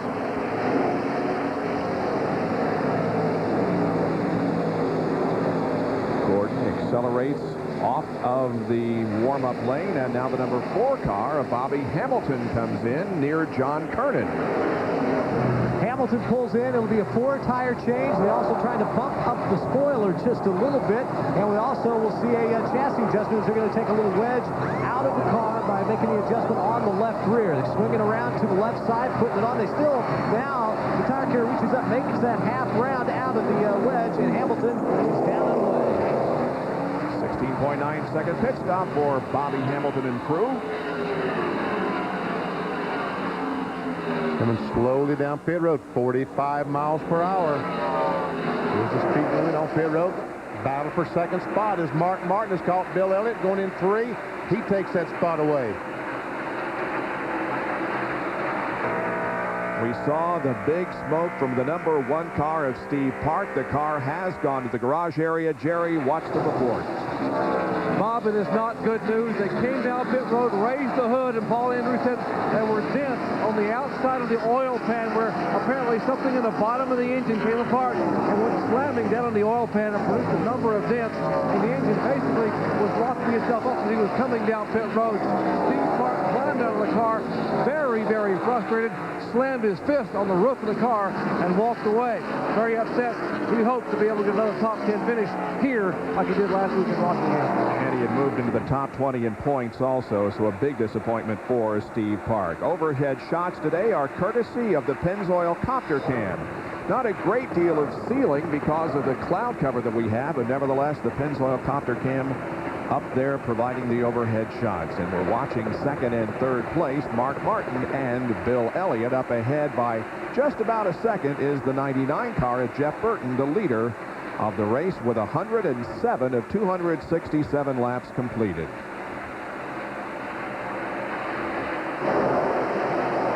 A little bit of a problem, as we saw, on the 13 car when it made the pit stop. Bill, what's the report there? 35 pounds. Well, Robbie Gordon back on the racetrack. We mentioned that he had a very long pit stop, and one of the reasons why they had a problem with the jack. When they came around at one point, these jacks are on wheels, and at one point, the wheel came off the jack. Watch the jack man slip. They still were able to raise the car, but it cost them precious seconds on the pit stop. And now they have a backup jack. Next time Robbie Gordon comes down pit road. And he does stay on the lead lap, running in 23rd position at the moment. And now we see Mark Martin closing in on Jeff Burton, and just ahead of Jeff Burton is Ward Burton, his brother. Those two battled to the checkered flag last year here at Las Vegas, but things not going so well for Ward today, as he is the last car on the lead lap in 22nd spot. And this battle has been going on for the last few laps, as Ward in that Caterpillar car desperately trying to stay on the lead lap and hoping that his brother will cut in some slack and let him stay up there. But meanwhile, while he's been holding his brother up, Mark Martin and Bill Elliott has closed in right on the back bumper. Good three-car battle here in traffic. Burton, Mark Martin, and Bill Elliott, who is third, having come from a 39th and provisional starting spot. That's Jimmy Spencer just ahead of Bill Elliott, between Elliott and Martin, and he is a lap down in 27th. And that battle still goes on between the Burton brothers. Ward just desperately trying to stay on the lead lap, trying to take that line away. Right now, Jeff Burton needs to let his car drift out against the wall because Ward is there, and that's slowing him down just a little bit, enough that Mark Martin has gone by and taken the lead. We update you on the Noble 5 contenders up in the left-hand corner of the screen. Ward Burton coming off a third-place finish at Rockingham last week after an 8th-place finish at Daytona. And as I said, he finished in second position to his brother here at Vegas last year. Now, Mark Martin, Ward doesn't expect the same courtesy from Mark that he got from his brother, but Mark is a very courteous driver, and once again, he's taking that line away, and Burton now tries to look under Mark Martin. And he's making those guys run underneath of them and abuse their tires, putting up that tire pressure, wear their tires out, and they just got to probably settle down and let it cool off, but Ward's doing everything he can to stay on the lead lap. What happens now if the caution flag should come out? The leader right now, Mark Martin, would slow down. The pace car would pick up Mark Martin, and the 22 Ward Burton able to go all the way around the racetrack and make up essentially a mile and a half. Oh, got him a little loose. Oh, yeah. But he pulled up right behind that 22 car that takes air off that rear spoiler, and we saw that 22 wiggle as he came off the corner. But still, Martin is unable to get the position or lap Ward Burton.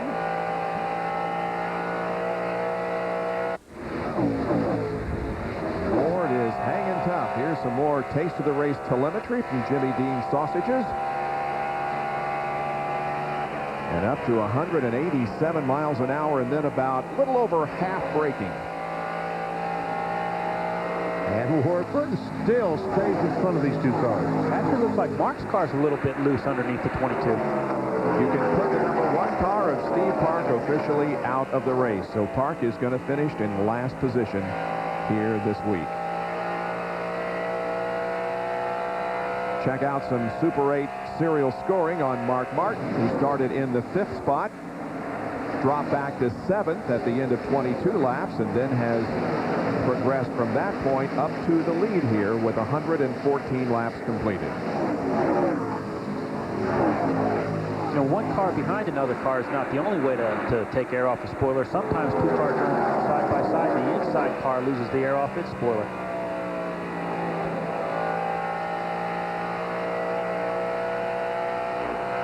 Check out the telemetry here from Jeff Burton.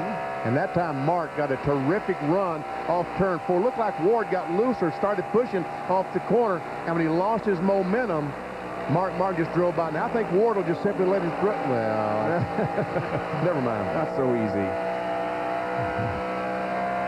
He just stayed right in the throttle there, trying to get by his brother. And now he will. 25 cars now on the lead lap as Ward Burton goes a lap down. Mark Martin is the only driver in NASCAR Winston Cup competition to lead all 3 races so far this year. He has led, as a matter of fact, in the last 6 events going back to the final races of 1999. Well, a lot of people are asking for more money so they can hit the casinos tonight here in Las Vegas, including the Ken Schrader crew. There are the top 10 with 117 laps completed. We'll be right back. The CarsDirect.com 400 on ABC Sports, brought to you by Exide NASCAR Select, the official automotive battery of NASCAR. For construction rental equipment, Nations Rent, no sweat. And Team Monte Carlo. Welcome back to ABC's live coverage of the CarsDirect.com 400 NASCAR Winston Cup race from Las Vegas Motor Speedway. I'm Bob Jenkins, along with Benny Parsons, Ray Evernham, John Kernan, Bill Weber, and Dr. Jerry Punch reporting from pit road. It's a 267-lap race. We've completed 123. And right now, after a rain delay of 20 minutes, we see that Mark Martin is the leader. In our Napa Field summary, Jeff Burton is running in 2nd position, the defending champion of the race. Tony Stewart, last year's Rebestos Rookie of the Year, runs 3rd. Bill Elliott, up from a back-of-the-field starting position, runs 4th. Last week's winner, Bobby Labonte, runs in 5th position. Dale Earnhardt is in 6th, followed by the Daytona 500 winner, Dale Jarrett. Here's 16 through 30, and there are currently 24 cars on the lead lap. And the remainder of the field will show you that there's just 1 car out of the race. That is Steve Park, who retired just a few moments ago. On the racetrack, there are 1st and 2nd as they continue to lap cars. That's Jeff Fuller and the Viagra Pontiac that's being lapped. But look at Tony Stewart, who has closed in on the 2nd place car of Jeff Burton. Stewart is in the orange Home Depot Pontiac. And remember how well that Tony Stewart, Bobby Labonte ran at Homestead last fall, second to the last race of the year. And I would think that Las Vegas Homestead, the setup would be fairly close. Both tracks are flat, fast, large corners, and Tony ran extremely well on the flat tracks. Talked to Greg Zipadelli yesterday, and Greg thought the car was so good he was a little bit scared. You're always scared because you think something's going to happen when you have a good car, Ben. Tony Stewart started 7th, finished 17th in Daytona 500. He started 15th and finished 4th at the Rockingham facility last week. He started 16th here today and is currently in the 3rd position. See Johnny Benson going by. He's currently in the 8th position. But he's having a good run, Benson is. Wow, Scott Pruitt looks like something's definitely wrong with the tire ride as Benson just blew by him off turn 2, and watch as Benson closes in right on the back bumper of Cherry Labonte in that Kellogg Chevrolet. Labonte is a lap down back in 31st. Johnny Benson started in 8th and is currently running in the 8th position. And right in front of him, a good battle going on for the 6th spot between the 88 and the 3. Earnhardt has it. Jarrett wants it, and Jarrett looks like he's going to take it away. He does. 6th position goes to Jarrett. A little bit of a wiggle there coming off the corner. 5 bonus points are paid to a driver if he leads a lap, and 5 additional bonus points are paid to the driver who leads the most laps. Right now, Jeff Burton has led the most laps at 43, but Dale Earnhardt Jr. only one behind, having led 42 laps. Mark Martin has been in front for 26 circuits. Robbie Gordon led 8. Kyle Petty led 6 laps. Darrell Waltrip led 2. And the pole sitter, Ricky Rudd, was out front for just 1 lap, the opening lap. And he currently finds himself back in the 12th position. Dale Jarrett currently running in the 6th spot. And look at Tony Stewart. That Home Depot Pontiac gets closed up right on the back bumper of Jeff Burton. And that score monitor we have is showing us that the last few laps, Tony Stewart has been faster than both Burton and Mark Martin.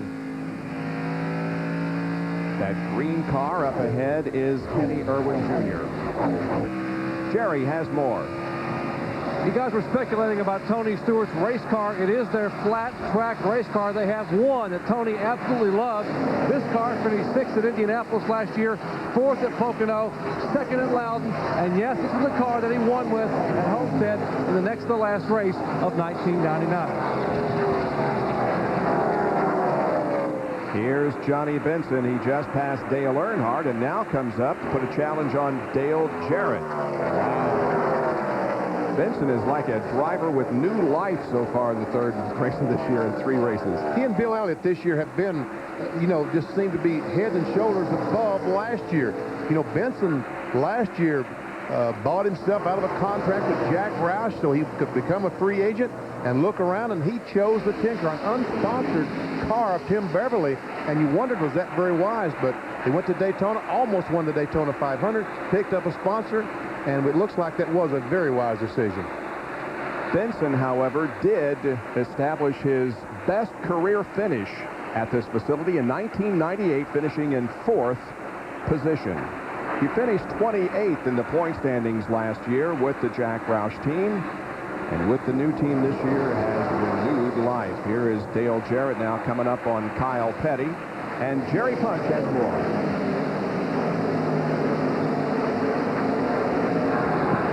Johnny Benson was very quick to give credit to his young crew chief. His crew chief, James Ince, is the youngest crew chief in Winston Cup racing. He's been a crew chief for 4 years. He was a Winston Cup crew chief at the age of 24 and a half. He just turned 29. And also, by the way, that team this year has Hendrick Horsepower. And that says a lot about right there about how well they're running. Hendrick Horsepower, a young crew chief who communicates well with a very hungry race driver.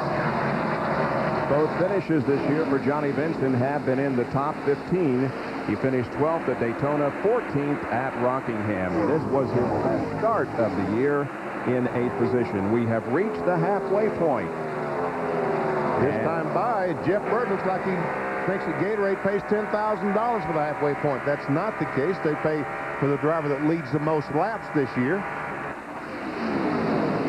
And you saw that time how much faster that Jeff Burton was than Mark Martin. I think that was probably because Mark has been catching and passing some traffic.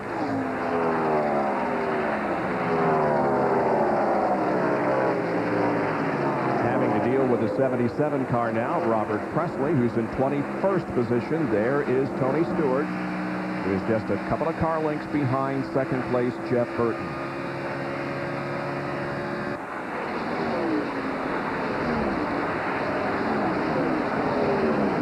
Pass a car here and they take that line away. It really slows down your effort. We saw Tony Stewart with no traffic just move in right on the back of these front two. And here comes Burton. This is for the lead. The Conseco on board shows Burton going by. Jeff Burton at the end of the backstretch takes over the top spot from Mark Martin once again. These changes, of course, are only measured at the start-finish line. There is the start-finish line, so Jeff Burton leads the 136th lap. Now we'll see what Tony Stewart can do with 2nd place Mark Martin. Look at him come up. Whoa, all the way on the apron. Wow. I think Mark had some kind of, I think he had to get off the gas because of trying to lap Elliott Sadler's car. But now we see the 77 car of Robert Presley driving up on the inside. So sometimes if you got to get out of gas for any reason, it takes a couple laps to get the momentum built back up with the gear in these cars. And for some reason, maybe with Tony behind Mark, he had to lift a little bit, got a little bit loose maybe. Presley was lapped just a few minutes ago.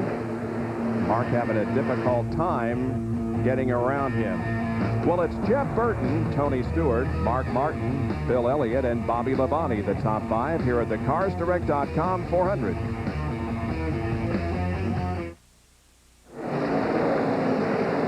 Jeff Burton in the number 99 Excite Ford continues to lead the CarsDirect.com 400 NASCAR Winston Cup race here at Las Vegas Motor Speedway. 142 laps have been completed.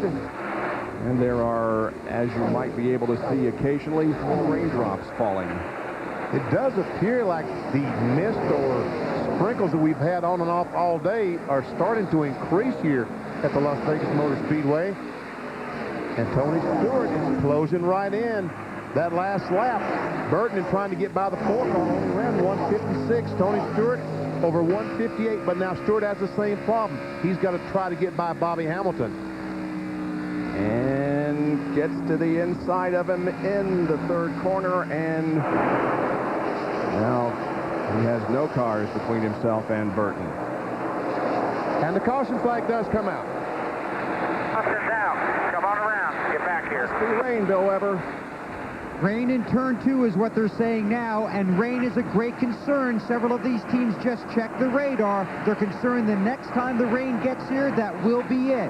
So what you might have to be concerned about now is if you pit, there's a possibility this race may not go back to green. That's only a possibility at this point, but it is figuring into pit strategy right now.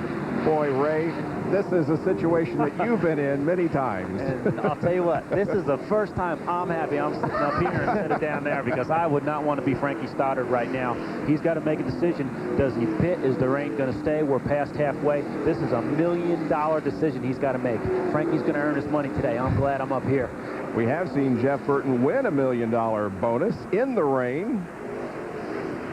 What would you do, Ray? I would have... We'd have a guy stationed down at the NASCAR trailer looking at the weather, and I'd just have to make a call. Based on what we've seen today, I'd probably bring him in. But then again, looking at what I can see from up here that he can't see, I might leave him out. But that's straddling the fence now. Come on, man. What would you do? Well, I'll tell you what. Even though it's Vegas, I don't know if I'd be willing to bet $1 million. Jerry, what are they saying down there? Ray, I think they agree with you. They have looked at the radar as well, and it's really a roll of the dice. There's a front moving in that's beginning to break up somewhat, but there's a lot of rain around that front, and so Frankie is talking to his driver. Jeff Burton said, you help me make the call, and from what I hear him saying on the radio, they're probably going to stay out right now, stay on the racetrack, and maybe figure the rain will move in, and they might win this thing along with $1 million bonus. All right, let's see. They're coming into the entrance to pit road. It's time, Ray. Well, the only thing he can do is watch his mirror if they start to come, and maybe everybody will stay out with the leader. Here comes Tony Stewart. He's, oh, no! Fake job. No one is coming down pit road, because I'm sure they've all been down to that radar decision, looking at that radar and deciding that the rain may be here. Now, what do you think, Ray? Had Tony decided, had his crew decided to bring him in and then change their mind, or was Tony just faking him out? Tony was probably trying to get the rest of the cars to come with him and hang Jeff Burton out there, but Frankie Stoddard just breathed the biggest sigh of relief I'm sure he ever breathed in his whole life. So they made a good call. Everybody did stay out with him. Look at Frankie. What do I do? Come on, man. Help me out. He's got a few more gray hairs. He said rain. Either rain or quit rain. One or the other. Don't do this to me. And it is just a little bit more than a mist. We do have a couple of cars that have come in for pit stops. Jeremy Mayfield is on pit road. Jerry? With a very good race car here, they went ahead and made the call to come in and change 4 tires. They're going to roll the dice here at Vegas, and why not? I mean, they're not going to win if they stay out. They come in and pit, and everyone else eventually has to pit because we go back to green flag racing. They'll be the leaders up at the front of the field. 4 tires, Mayfield down and away. And in addition to Jeremy, Chad Little made a pit stop. So did Sterling Marlin and the 55 car of Kenny Wallace. That was a I mean, that's a tough decision to make because Jeff Burton is eligible for the Noble $1 Million bonus. If he wins this race, if it does rain and we can't restart this race, that's $1 million bonus. Jerry, what's going on in Jackie Starter's mind right now? Frank, gutsy call to stay out. I mean, you were thinking about coming in and opted to stay out. You think the weather's here to stay? Well, our weather forecaster we've got down there is looking at it. He's saying it's here to stay, but, you know, I don't know what NASCAR is going to do. It's got lights, but I look up there in the stands, you know, and feeling for the fans and stuff, as cold as it is down here, I'd like to see them guys go home and you know, end it right now.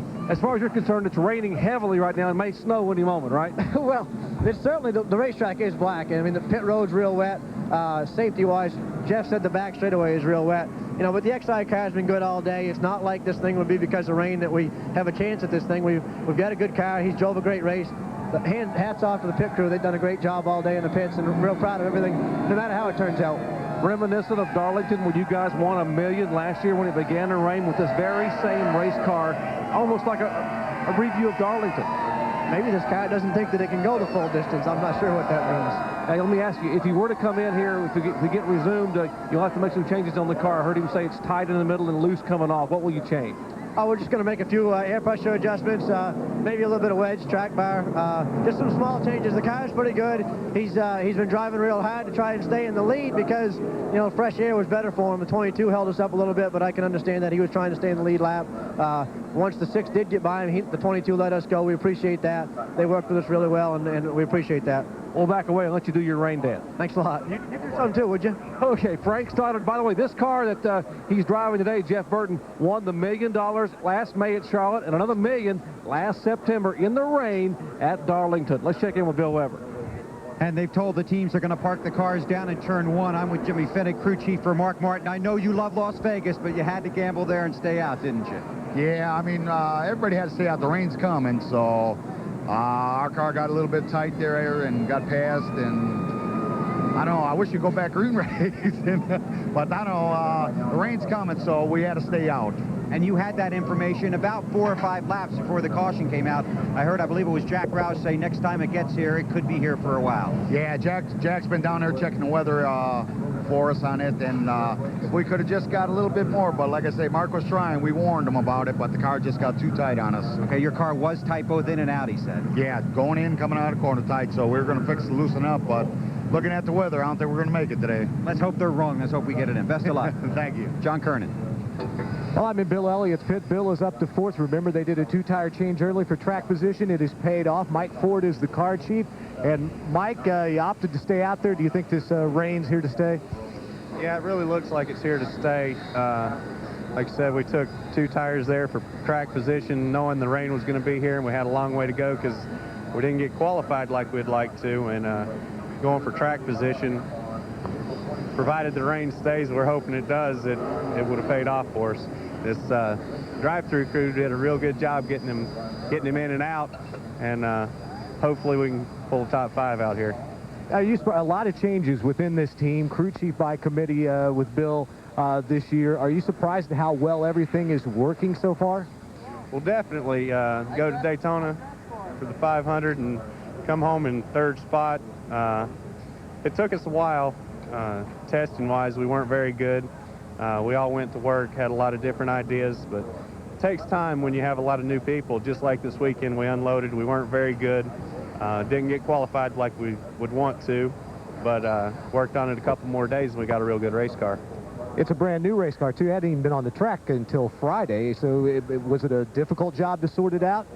Well, definitely. A lot of these cars came and tested, and like I say, we brought a brand new race car, and there's a lot of learning going on in this pit here.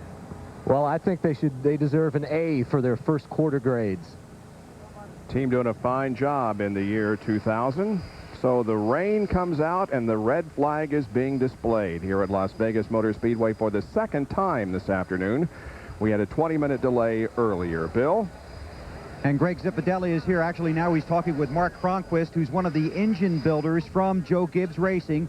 Mark is usually down in the 18 pit. He's come down here to talk to Zipadelli, probably talking about what to do with those engines, those motors, if this race goes back to a green flag condition. Obviously, we want to get a word with Greg Zipadelli, and I guess the $64,000 question is, was he supposed to come or was he just bluffing?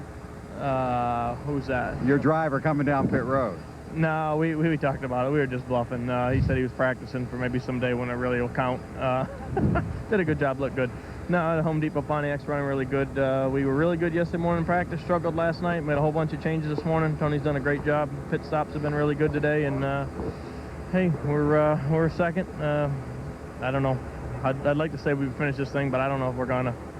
Your car has gotten better lap by lap here today. It seems like we're really good in the long run. We don't give up that much. We maybe not have the speed at the 99 and the 6, and I think they're kind of just playing with us because they can kind of like take off whenever they need to. We're still a little tight in the center. I think we can still make our car a little bit better. Whether it's good enough for the guys around us, I don't know. We'll just keep working on it if we get that opportunity. If you get that opportunity, will you put some more tape on the nose? Is that something you're thinking about? I think we're just going to work with maybe the track bar and some air pressure. Aero balance, it seems pretty good behind cars, alongside cars. I hate to screw that up. Everything's damp, rubber on it. I go counting on that, it might fall off, and I'm going to lose it. So if I race the track bar, I know what I got. Okay, I hope it goes back to green. Thanks Man. Greg Zipadelli, the crew chief for Tony Stewart, who currently is in second position to Jeff Burton. The red flag is out. 148 laps of the CarsDirect.com 400 have been completed.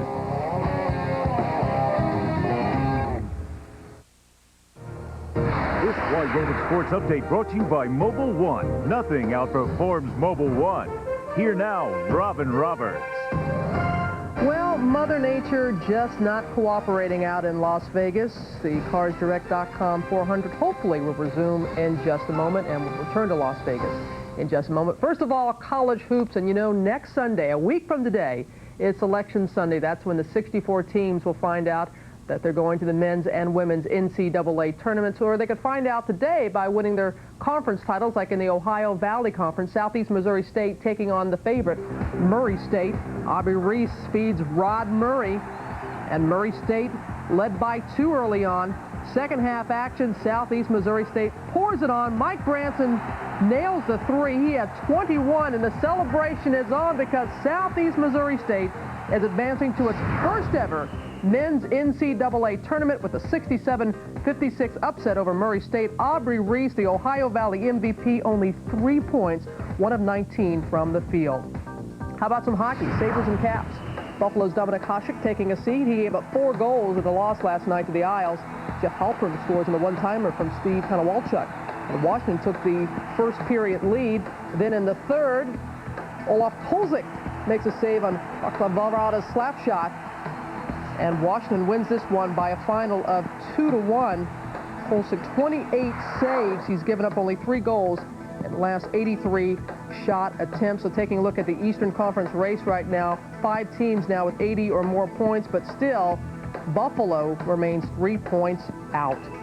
The NHL on ABC begins weekly regional coverage March 18th and continues through the playoffs, culminating with the crowning of the Stanley Cup Championship. So plenty of NHL action on ABC beginning March 18th. Cannot wait for that.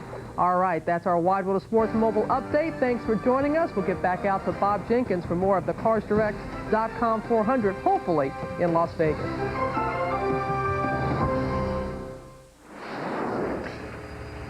Once again, the cars are stopped down in the turn 1 area. The tarps are on them, and now we see the umbrellas being carried by the NASCAR officials. It is raining here at Las Vegas, and it's raining probably as hard now as it has for a while. It has wetted the track, but still we got a long time to go here, and they do have lights, so hopefully we'll be able to get this entire race in its entirety.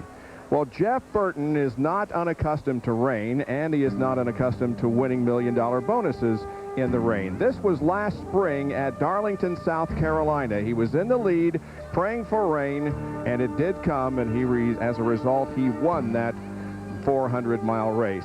Then in September, with rain also falling, he was in the lead and won the Noble $5 million. Moments ago, one of his crew members was saying, "Come on, rain, and get this thing over with." Jerry? And Jeff, it's raining, you're leading, and we're in a red flag situation, and it's $1 million for grabs. We've done this before, say last September. Well, I hope it has the same results. The Exide horse is really fast. On a long run, we lost a little bit right there. The 20 car really came on us, and I don't really know what's going on. The 6 car, he's fast. I don't know who else is fast, but we're going to have to be better. When it goes back green, we're going to have to make it a little bit better because the 20 will beat us if we don't. Are you anticipating it'll get back to green flag racing? You're getting French fries thrown at you by the guy that's chasing on the racetrack, Tony Stewart. And what about if you think we get a chance to go back to green, or some your crew chiefs over here doing a rain dance behind us? They're trying to get the rain to come on and move in. Well, we're hoping we don't, but there's a lot of daylight left here. It's still early in the day, and we have lights here. So, and I know NASCAR will do everything in their power to get it started, and they should. I hope we do go back green, even if we don't win. We need to end these races on the green. But whatever happens is, you know, we've been really competitive. We feel good about what we've got, but again, we've got to make it a little better if we don't win this thing. And we talked to your crew chief Frank. He said he would have to make some adjustments on the car if he did make a pit stop because the car is really not to your liking, even though you're running out front. Well, it's good, but you know, like I said, the 20's coming, the 6 is there. I see the 3 is sneaking up. You know, everybody, when you're sitting there leading, everybody has something to gauge off of, and they're sitting there making their cars better. If we don't make our car better, they'll beat us. Well, let's go over and move up and talk to the guy that's chasing you here for just a moment and was throwing French fries at you a moment ago, Tony Stewart. Now, I know the deal. You're going to share the French fries. I hope he'll share that $1 million as he's pouring water on both of us here. That was from Jeff Burton, courtesy of Burton. How about your car? You got something for the 99? I don't know. I'd say we're pretty close. The one I'm worried about is that 6 car. I think he's playing possum today. He ran hard to get to the halfway, and as soon as the halfway was over, he let us go like he had a problem. But I don't know. It's always fun racing Jeff, and you know, we were comparing notes, and his is a little loose off, mine's a little tied off, and if we can beat him to the punch, we might be able to win it. But we got to do the anti-rain dance. I got to find some Indians around here that know how to do the anti-rain dance to get us the show back on the road. You climbed out of your car, walked over here, and said, "What's the deal here? It's raining, you're leading, we stopped, and you got $1 million bonus up for grabs." I mean, you got to get some of his kind of luck. Whatever he's doing it right. So I don't know. You know, I had a year like that in '95 with USAC, winning 3 championships in the same year where I couldn't do anything wrong. And when it comes to these no bull races and rain, he's got it down pat. But I don't know. We may have something for him with this Home Depot Pontiac. Tony, a year ago, this may have been the low point of your rookie season. You guys did not have a great run here, but from here on, after this race and after the disappointment here, you guys were just incredible for the rest of the year. Have you vowed to come back and maybe say, this track owes me one? Well, this has been a love-hate relationship for me with this speedway, and not only in the Cup Series, but Busch and the IRL. I won an IRL championship here, but I've always run bad here, and the worst wreck I ever had in my career was here in '96 in an IRL car. So, you know, it'd be a nice track to come and finally conquer and kind of get that monkey off my back here. But you know, running second right now, I don't feel too bad about that, but I'd sure like to get one more spot behind us. Hope you get a chance to get it finished. So thanks for taking a moment. All right, thank you guys. Tony Stewart running second right now in the Home Depot Pontiac. Let's check in on the Jeff Gordon situation with Bill Weber. Well, Jeff is here. He's been talking with Robbie Loomis and Brian Whitesell, and I'll step under here because it's a little drier. Thank you very much, sir.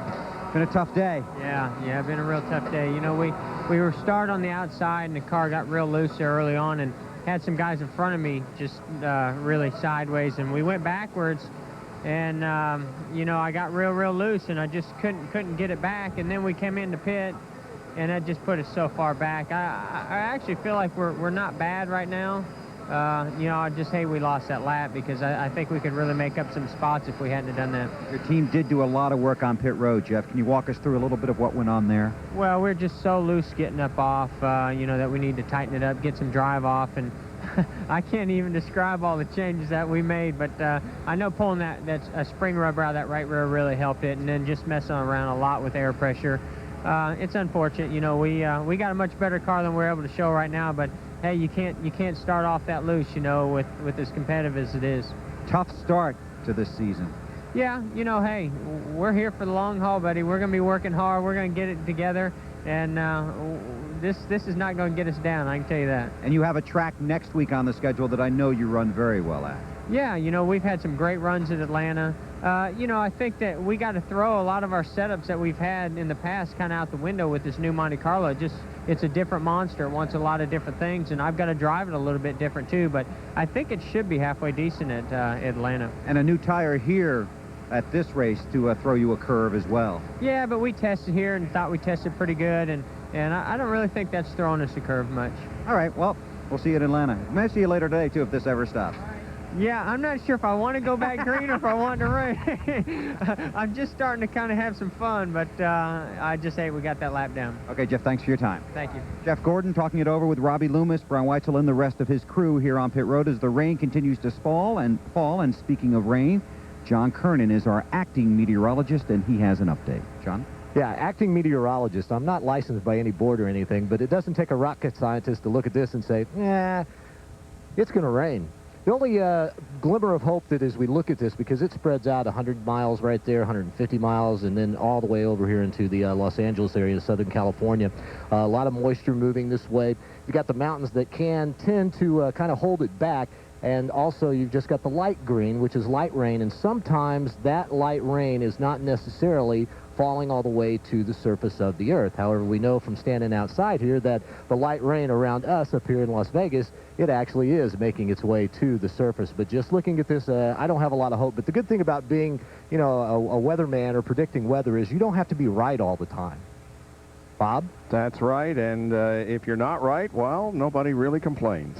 But I do hope they get this thing restarted. Let's take a look at a Napa Field summary where they are running at the conclusion of 148 laps and another rain delay. It's Burton, Stewart, Martin, Elliott, Labonte, and Johnny Benson running in the top 5.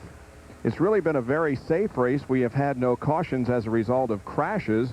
We do have one car out of the race, as we will see when we look at the rest of the running order right now.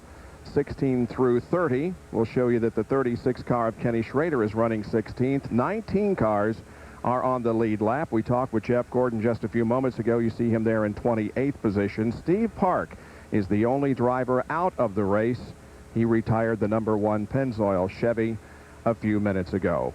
We're at Las Vegas Motor Speedway. I'm Bob Jenkins, along with Ray Evernham, Benny Parsons, Bill Weber, John Kernan, and Dr. Jerry Punch. And it is raining in this third race of the 2000 NASCAR Winston Cup season. Once again, Jeff Burton is the leader of the race. Back after these messages and a word from our ABC stations. You're watching the CarsDirect.com 400 on ABC's Wide World of Sports.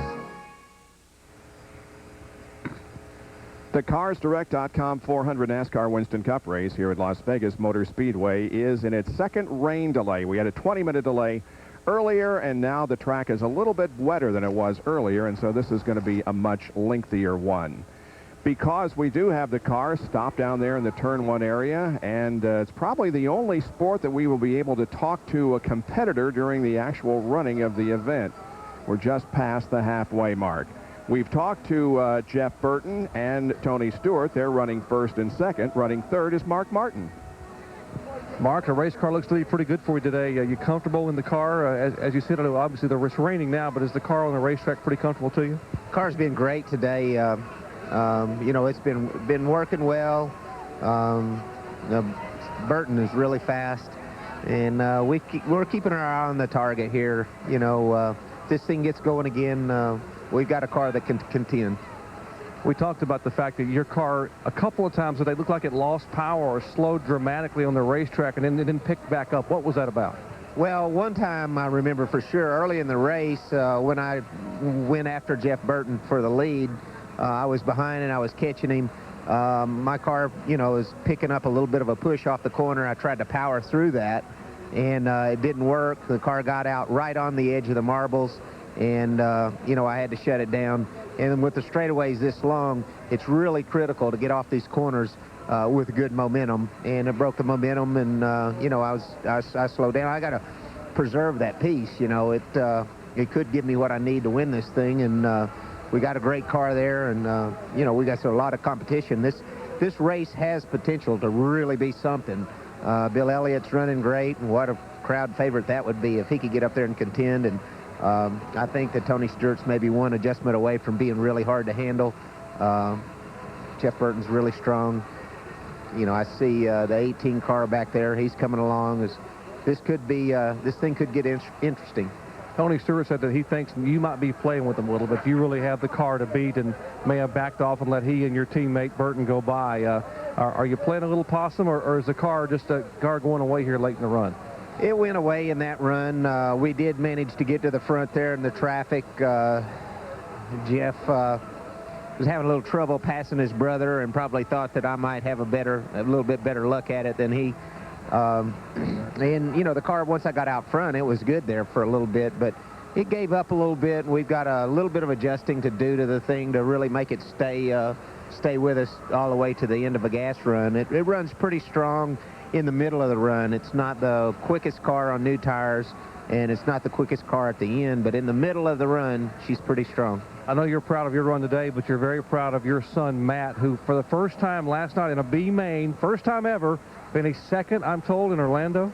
That was Friday night. Yeah, he moved up to junior Honda, and it's a little bit more of a challenge than the novice class that he was racing in last year. So I was real proud of him. He did real well.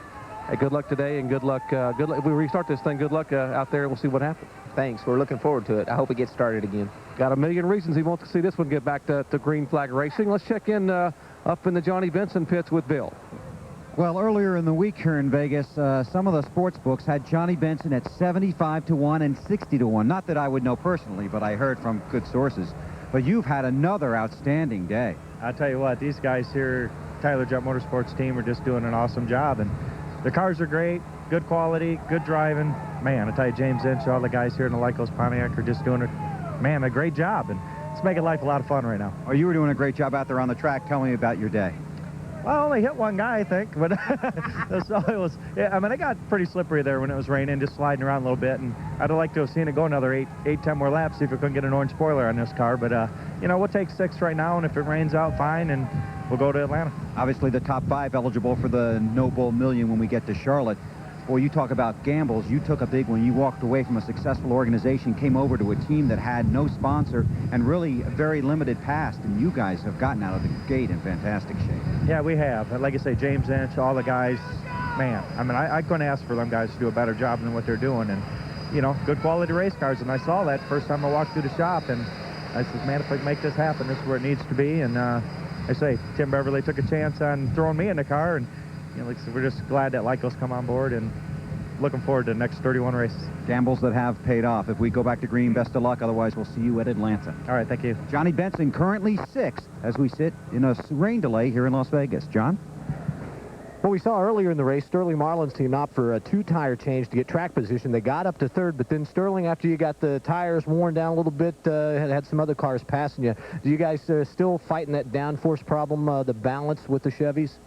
Yeah, a little bit. It's a deal where you're either tight or loose, and we really can't get the car pinned down. Scott, my crew chief, asked me, so what do you want to do? And I said, I can't tell you nothing to do. One lap it pushes, one lap it's loose, and you're running the same line. So we just got to get the cars balanced better somehow, and you know, maybe NASCAR will work with us and give us something. So we'll see what happens. What about next week in Atlanta? Do you feel that you guys will be at a big disadvantage there? Well, it's a pretty fast track. You know, they run 192, 94 now qualifying, and you know, the Ford's pretty slick, Pontiac's pretty slick, and we don't know till we get there. So we'll just you know, work hard as we can with the Coors team and see what happens, and maybe we'll get there. What about this race right now? You ready to go home, or you want it to get back underway, or what's your professional opinion? I've already given mine. Well, we're about good as we're going to get at 18th, so I'm ready to get out of here. All right, thank you, Sterling. Hey, I'd like to say, still on there? Yeah, I think so. Say happy birthday to my little daughter. She's 10 today, so happy birthday, Stella. All right, happy birthday, Bob. Well, Sterling talked about running next weekend at Atlanta. We'll show you the schedule because we will televise that race. It'll begin with Bud Pole qualifying Friday on ESPN2 at 5 o'clock Eastern Time. The NASCAR Busch Series race on Saturday will be here on ABC at 1. Our happy hour coverage on ESPN2 at 6 o'clock Eastern Time on Saturday. Then on Sunday, RPM Today at noon, NASCAR Today at 12:30, both on ESPN2. The Cracker Barrel 500 from Atlanta Motor Speedway hits the air at 1 o'clock next Sunday afternoon here on ABC. And the RPM Tonight program at 9 o'clock Sunday night on ESPN2. And then following our coverage of the Winston Cup race next Sunday, you can see the very first race of the International Race of Champions, which was held in Daytona. You can see it next Sunday at 5 o'clock after our coverage of the Winston Cup race. And folks, that was a fantastic IROC race. Bob Jenkins, Ray Evernham, and I were doing that race. And by the way, Ed Clark from Atlanta Motor Speedway stopped by just a moment ago, said, folks, want to see a good race? Some tickets still left in Atlanta. Back at Las Vegas in a moment.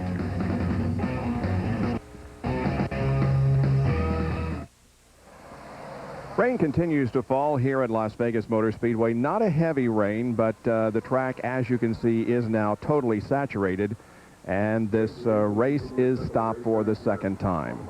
Well, Ricky Rudd had high hopes coming into this race. He started from the pole position. Let's get his thoughts as he is now in 12th from him and Bill. Ricky, you did have high hopes for today. How's your car right now? Well, Bill, it seems like we've done it about 3 weeks in a row. We start off not too good, and then we get dialed in as the race goes on. We're actually on the pit board. We're pretty racy. We're sitting there 12th in line, but we're reeling in the guys in front of us, and I don't think we'll win the race, but we're a top 5 car if we can restart the race and go out there and race. But I don't know. We'll have to wait and see. Hope the weather holds out. You did tell us earlier in the weekend that is one thing you guys are working on, the long runs. Well, it's not going to happen overnight. You know, you go to qualify and you have a lot of horsepower under the hood, and you put on a new set of tires, and driver can go out there and just drive it down in a corner, and if it sticks, and just for that 1 split second, and you can get back into gas, you'll have a quick lap, and that's what we've been able to do. And it's not that we're handling bad, it's just that we handle better towards the end of the race than we do the front of the race, and we just need to figure that out so we can start the race in a little bit better shape. But it's coming. It's going to take a little while, but it's coming. How long is a little while in that kind of a situation, Ricky? 3 or 4 weeks. Yeah. And this is 3. Yeah. Well, 3 or 4 weeks from now. Oh, okay. Get by a little time. Because you and your crew chief, although you have worked together, you're basically with a whole new team. Well, it's a new team. It's a new race car. You know, it's a new Taurus, and it has some different characteristics that the old Taurus didn't have in it, and it just takes a while to work those things out. I know they've been in the wind tunnel a couple of times and trying to learn something, and like I say, it's coming, but basically it's sort of a brand new race team pulled together, and I'm happy with the results, and we're running well at the end, but we just got to figure it out so we can get running a little bit better at the front of the race. Okay, we'll keep watching. Best of luck. Okay, thank you, Bill. That's Ricky Rudd, currently 12th on the pole. Let's go to Jerry. Well, Derek Cope, it may be raining, it may be cold, and wind may be blowing, but it's a sunny day for this Finley Moore team because you guys got some great news this morning. That's true. We got a sponsorship for the next 2 races with everythingcommerce.com, and with an option to go on for the full year. So things look real good. We'd like to have a little better day for them today, but you know, we're going to a place that's really good for us at Atlanta, and hopefully we can showcase what we can do down there. We followed your progress in Daytona, and you guys were incredible down there. I mean, a team put back together, Bud Moore, the veteran, Joey Knuckles, the crew chief, and you get Ernie Elliott Motors, and you guys were a factor in every practice session and ran well in the qualifying race. Well, we ran really good down there. The car was excellent. The guys that worked really hard over the winter. And then, you know, obviously we knew we were on a limited schedule. And then, you know, we knew we had to procure funding so we could continue on. But that was a great motivator for us at Daytona. So it showed that we could run up front and vie for a win, be in a position to win races. And that's what you have to do. So, you know, we didn't really live up to it today as well as I'd like to have. But Atlanta's a good place for me. I've led races there and run good and finished 5th a couple years ago. So hopefully we'll go there and we can showcase everything commerce.com real well the next week. So Las Vegas, Atlanta. Now, what happens after Atlanta as far as the limited schedule you're going to run, or will you make a decision in Atlanta as far as future sponsorship with these people or races? They've got an option, you know, a first right of refusal for the full sponsorship for the remainder of the year. So they have looked at this thing. They really think it's a great vehicle for them. They need the awareness, the brand awareness for everythingcommerce.com, and they feel like it's a great opportunity. So, you know, we just want to showcase our potential for them, show them that we're, you know, definitely worth having them on board. And if we can do that, then hopefully they'll make a decision right after Atlanta whether to come on or not, and then we can obviously go on from there. And good luck on the progress. Thanks for taking a moment to come by and join us. Thank you, Jerry. Appreciate it. Derek Cope, 1990 winner, the Daytona 500, gets a sponsorship and back on the circuit, possibly full-time after this week. Derek did have a really good run at Daytona. Started 12th. Finishing position of 41st was certainly not an indication of how well that team performed during the entire speed weeks at Daytona. Big spray being raised from the back of those trucks circulating Las Vegas Motor Speedway, so we do have a very wet racetrack and a little bit of moisture continuing to fall here just north of downtown Las Vegas. We'll be back with more of our live coverage of the Cars Direct.com 500. Back at Las Vegas Motor Speedway, the CarsDirect.com 400, Las Vegas Motor Speedway, where it is under a rain delay. Not a whole lot of rain falling right now, but we have a very wet racetrack. Keep up to date on everything that's happening in NASCAR, whether it be in Winston Cup or any other division, by visiting the official NASCAR website at www.nascar.com. Well, the road to the Visa Triple Crown Challenge on ABC begins Saturday. We get an early look at some of this year's top 3-year-olds as they run for victory in the 49th Florida Derby. It's Saturday at 5:30 Eastern and Pacific here on ABC, the home of the Kentucky Derby. Let's go to John Kernan, who's with Dale Earnhardt Jr. Dale Jr. led a lot of laps today. He must have had a lot of fun out there so far. Yeah, it was a lot of fun. We got to kind of run competitively for a while, but the Budweiser Chevrolet got a little tight on long runs, and we've made some adjustments. We've kind of improved it to where we can hang with the 88 and the 3 and those guys that were in front of us. So we're not losing as much ground as we were on long runs. Maybe if we can get this thing dried up and get going again, we can adjust on it even more and get ourselves back in the top 5. So you're one of the drivers who want to get back out there, right? Yeah, I guess so. I mean, either way, it doesn't matter to me. It's a long ride home, so there's no big rush for me. 2.5 races into your rookie season on the Winston Cup circuit. Are you having fun now? Is there a lot of pressure to it, a lot of things to do? I'm having a good time, but we still are very focused on getting our car better in race trim. I mean, we're doing good. We're qualifying well, and we're doing good there, but we're having some trouble in race trim, and I don't know whether it's just Rockingham's bad for everybody, but I thought we'd come here and run good, and we had. We're kind of up front a little bit, but we need to stay there, we need to stick around the whole race. This was one of the tracks you were looking forward to coming here because of your experience here, right? You figured that you'd do really well. Well, we tested here, and that really gave me a lot of confidence because we tested well, and I was very comfortable in the car. So, and I still am. I mean, we just, like I said, 60, 70 laps into the tire run, those guys are still going fast, and we're pushing the right front off. Now, early in the race when you were leading, and you looked back behind you and saw your old rival from the Busch Series, Matt Kenseth, behind you, what went through your mind? I had no worries at all because I know how clean a racer Matt is. So I didn't worry about it. It was a few of them other fellas when they get in the mirror you worry about, but I know Matt's gonna do smart things on the racetrack, and you ain't got to worry about it. Even if I knew sooner or later he's gonna get around me or something like that. That's gonna happen. But he's got a good car today too. He just needs, just like us, a few more adjustments. Well, Dale Earnhardt Jr. looking for a successful rookie season, and now to his father, who's, 7-time Winston Cup champion. He's had several very successful seasons. He's with Jerry Punch. All right, and we are back here with Dale Earnhardt Sr., just talking to Earnhardt Jr. a moment ago. Now, his car runs well early in the short runs, but as you continue to go on, your car gets better and better and better, and you just went right on by. Yeah, well, I've been pacing myself. We got a little break here, and we get some clear weather. I've had a Coca-Cola and a snack well, and a Nabisco snack well, so I'm ready to go if we get this rain out of here. You might not get to finish that cookie off. We got Corky here on the camera. He's pretty hungry. I'll give him a pack, man. I'll give you a pack. Your race car, obviously, we watched you some lap times. You and Bill Elliott were the 2 fastest cars on the racetrack after about 30, 35 laps. I mean, the car comes on after about the middle part of the run, it seems to. Yeah, and we went and adjusted on it, and boy, we really messed it up for this last run. I got so loose and getting in 3, but we're going to go back on this restart and adjust back the other way and be happy with it. We made some last-minute changes this morning, Kevin and I, and the car is basically like we started with it in practice, and we hadn't really changed anything, and we just did a little rubber here and a little this on the spring, a little shoring up the spring a little bit, and I think we're in pretty good shape. And then we adjusted in the last pit stop and really made it loose, so we're going to go back to where we were.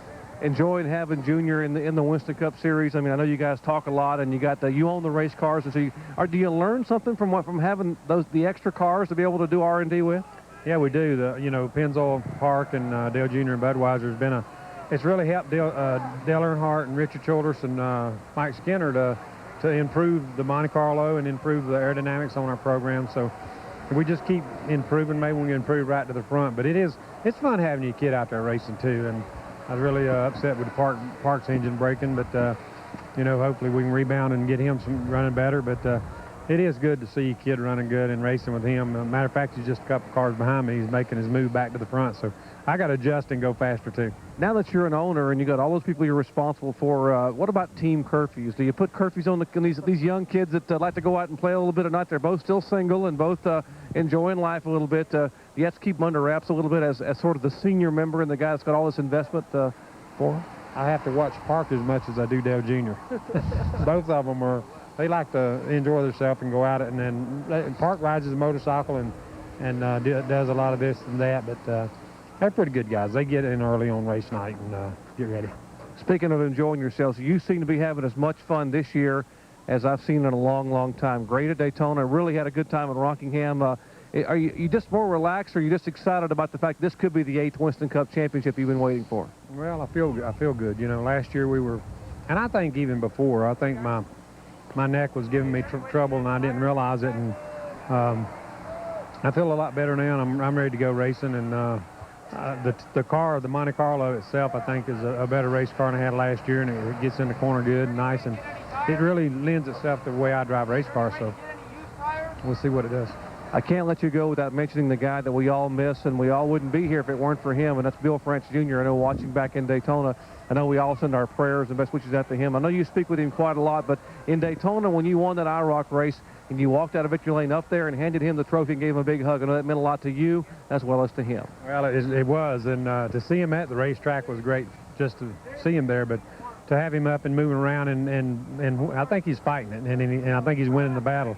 And we're all praying that he does. I talked to him the other day, and I think Friday or Saturday, and he'd been out on his boat fishing in West Palm a little bit, so he snuck away, and I think Betty Jane's probably going to get on him when she finds out where he went. Well, we all wish you the best. Dale, good luck to you if we get started racing. If not, we'll see you in Atlanta. All right, we look forward to it. Dale Earnhardt Sr., of course, we all send our best wishes out to Bill France Jr. battling that cancer back in Daytona. Hurry back, Bill. Well, Dale Earnhardt finished second at Rockingham last week, and as a result made the largest advance in points from last week. He was 21st going into Rockingham and comes into this race in 7th position in the point standings with Bobby Labonte leading. More after these messages and a word from our ABC stations.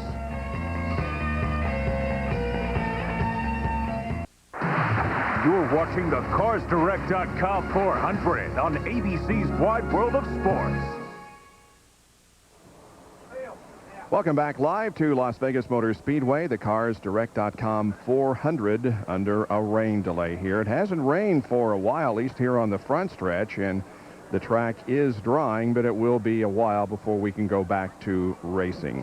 We showed you the points before we went to break. Those are the points right now. So at the moment, if this race were to end and not go back to green, Bobby Labonte would be the points leader. Bill? And Bobby Labonte is back here in the garage behind his rig. Obviously, you've had a good run to a certain extent to this point. Yeah, it's not bad. You know, we run in the top 5, I guess, most today, and you know, we're just trying to fine-tune our car to get it a little bit better, like a couple other cars, but haven't been able to yet. And if we do get back to running again, can we get it better? I'm not sure. Hopefully, we can.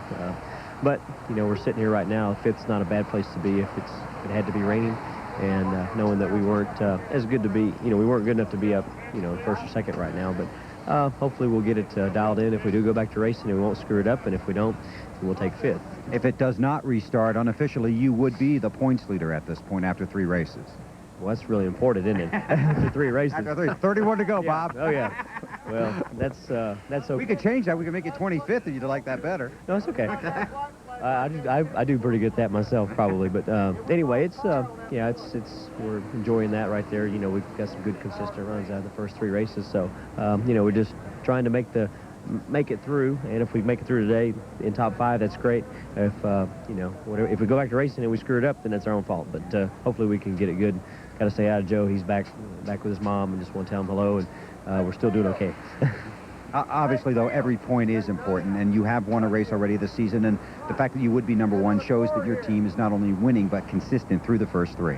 Yeah, I mean, that's still 31 races to go, but we have hopefully built a lot of that up, and you know, if we can just keep digging, then you know, hopefully it'll pay off. Just one more question. Did you guys make a gear change on the car this morning? Yeah, just a couple points, nothing big. You know, we just thought we saw a little RPM off yesterday, so we thought we'd try it. How does that work out? It's okay. I mean, we really don't. you know, probably a little bit better in the longer run than in a short run. But, you know, so really, I think it might have even washed out, kind of wash, equaled out. Thanks, Bobby. Okay, well, it's a washout today. We'll see. Right now, it is certainly under a red flag here at Las Vegas. Bobby Labonte currently 5th here as we sit in the ring. John? And one driver who wished that the rain would have held off about 5.5 minutes is Robbie Gordon, because everybody was scheduled to come into pit, and he was off sequence. That would have put him in the lead. But Robbie, right now you're 13th. That's not too bad. We're not too bad, actually. If it does go back green, if we get the opportunity to go racing, we think we have a pretty good race car. This will probably be the time that we'll go back and get on sequence with everybody else. You know, we made some changes last night in the car. Crew did a really good job implementing those changes, and the car's pretty competitive. You've qualified for the 3 races, brand new team, run well, led laps today. Are you amazed at how well this team has come together? Because this is something you put together late last fall. Well, at least one of our goals is to at least put a competitive race team together, and we're not straying from that. We're going to work very hard until we do have a competitive race team. You know, we're closing in on it. We haven't met our final expectations by any means. We have a long ways to go. You know, we're just barely getting inside the top 15, but we keep working hard enough at it. I think we'll climb up the ladder a bit. Robbie Gordon wanting to get back out there on the racetrack today, Bob. He had his best start of the year here at Las Vegas at 12th, and currently is running in 13th position to match the number on the side of his car. We'll take another break and be back with more live coverage in just a moment from Las Vegas Motor Speedway. The CarsDirect.com 400 on ABC Sports, brought to you by Haviland. Add more life to your car. Frost Brewed Coors Light, who reminds you the 3 most important words are hey, beer, man. And Red Wing Shoes, work hard.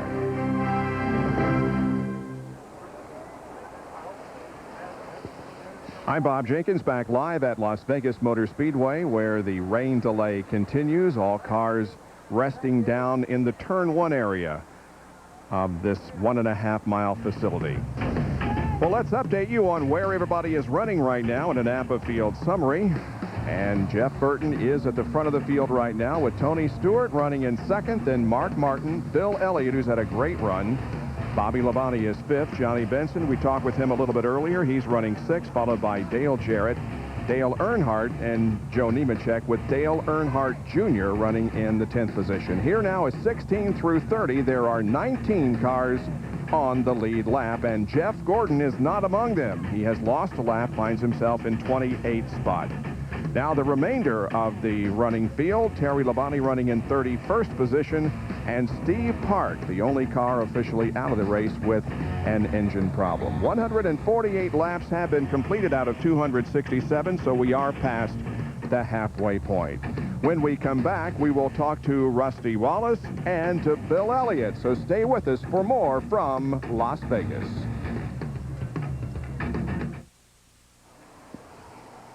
Rain delay continues at Las Vegas Motor Speedway with Jeff Burton, the leader of the race. Bill Elliott has once again been very impressive. He's running in 4th position currently. Here is John Kernan. And they made that 2-tire change early in the race to get track position, and then, Bill, your car took off and was actually running faster than some of the guys who had changed 4 tires. Could you believe that?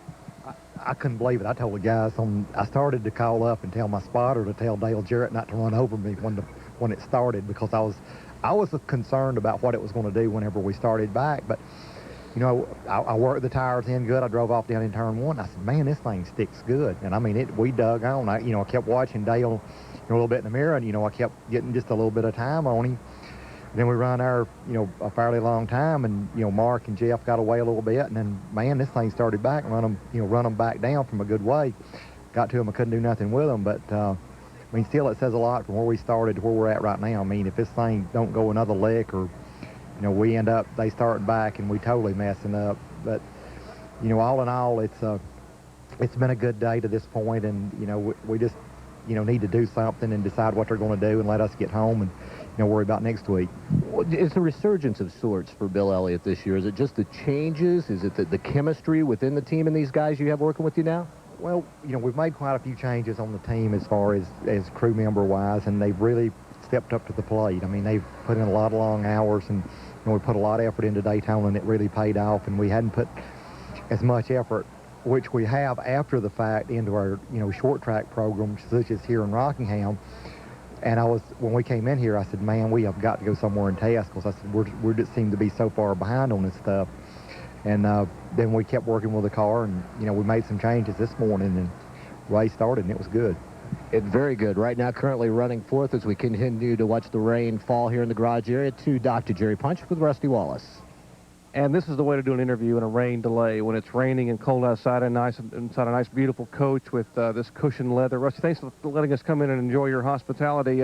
First of all, the race car today, you sit 15th on the grid right now, but you've been battling a pretty significant handling problem. Yeah, I was real happy with the car when I started the race. It felt real good. Then after that first set of tires, I've been tight ever since. And so if we get back green, which I hope we can, we're going to make some major adjustments, get that thing turning better, because I think I still got a great car. I just got to adjust on it. You worked all weekend here. Was it you're trying to get the car better, and right before qualifying, the car got much, much better than you had been during practice. Is the weather change today the reason we're seeing so many guys have problems like you are with getting the car to turn coming off? I think so. Well, the cooler it gets, the more the cars push the front end. They always do. And so it's getting real cool right now, real cold. And as we get through the day, the cars should start pushing their front end harder and harder and harder. And as that happens, unless you have a bunch of caution flags out there, you just got to deal with it. And the cars that are really hooked up are going to the front, and the cars that are struggling are going to the back. And there's a caution flag need to be thrown. I mean, I was hoping for a caution real quick to start working on my car. Talked to your buddy Dale Earnhardt a moment ago, and interrupted his snack in the afternoon there, having some crackers. And it seems like a year for the veterans. You've had a great beginning this year. 4th at Daytona, 11th at Rockingham, 5th in the points. I mean, you've got a good shot at that second championship for Rusty Wallace. Yeah, you darn right. I feel like I got a great crew behind me, and we're looking really good. Daytona was great. It was like a Cinderella weekend. We were in the top 5 the whole week down there. Ran good in qualifying, qualified 5th, run good in the 125s, the 500. Everything was great. Go next week to Rockingham, get a new track record, and had problems in the pits late in the race, and lost a lap because of a loose lug nut. But I tell you what, we had good cars all year long, and this car I got here is a good car. We just got to get adjusted on it. Now the bad news, I understand that just across from us here, Roger Penske has looked at the radar, and it looks pretty like we're pretty much socked in. Well, it's looking pretty green right now. We've got onboard radar here in the bus, and it's looking pretty socked in, but you never know. We just might find one of those wonderful NASCAR sucker holes in the weather, and we'll try for it. That's Rusty Wallace waiting for the rain to go away, hopefully. But we still have a rainy situation here in Las Vegas and a very wet racetrack. We're going to be going back to our ABC Wide World of Sports studio in just a moment. Due to our extensive rain delay, we are going to unfortunately be unable to bring you additional coverage from here at Las Vegas Motor Speedway. We urge you to stay tuned to the ESPN networks and your local news for any updates that might occur from here in Las Vegas. There is a real question mark right now as to whether this race will indeed start once again, because we see a lot of dark skies and even rain off in the distance. So right now we don't know whether we're going to get this race started once again, but we will be unable to bring you any additional coverage from here in Las Vegas. So stay tuned for the ESPN networks and your local news to find out what indeed is going on here at the CarsDirect.com 400, which has been plagued by rain all day. 148 laps have been completed out of 267. Jeff Burton the leader. Tony Stewart second, Mark Martin, Bill Elliott, and Bobby Labonte. Now let's go to our Wide World of Sports studio in New York. Here is your host, Robin Roberts.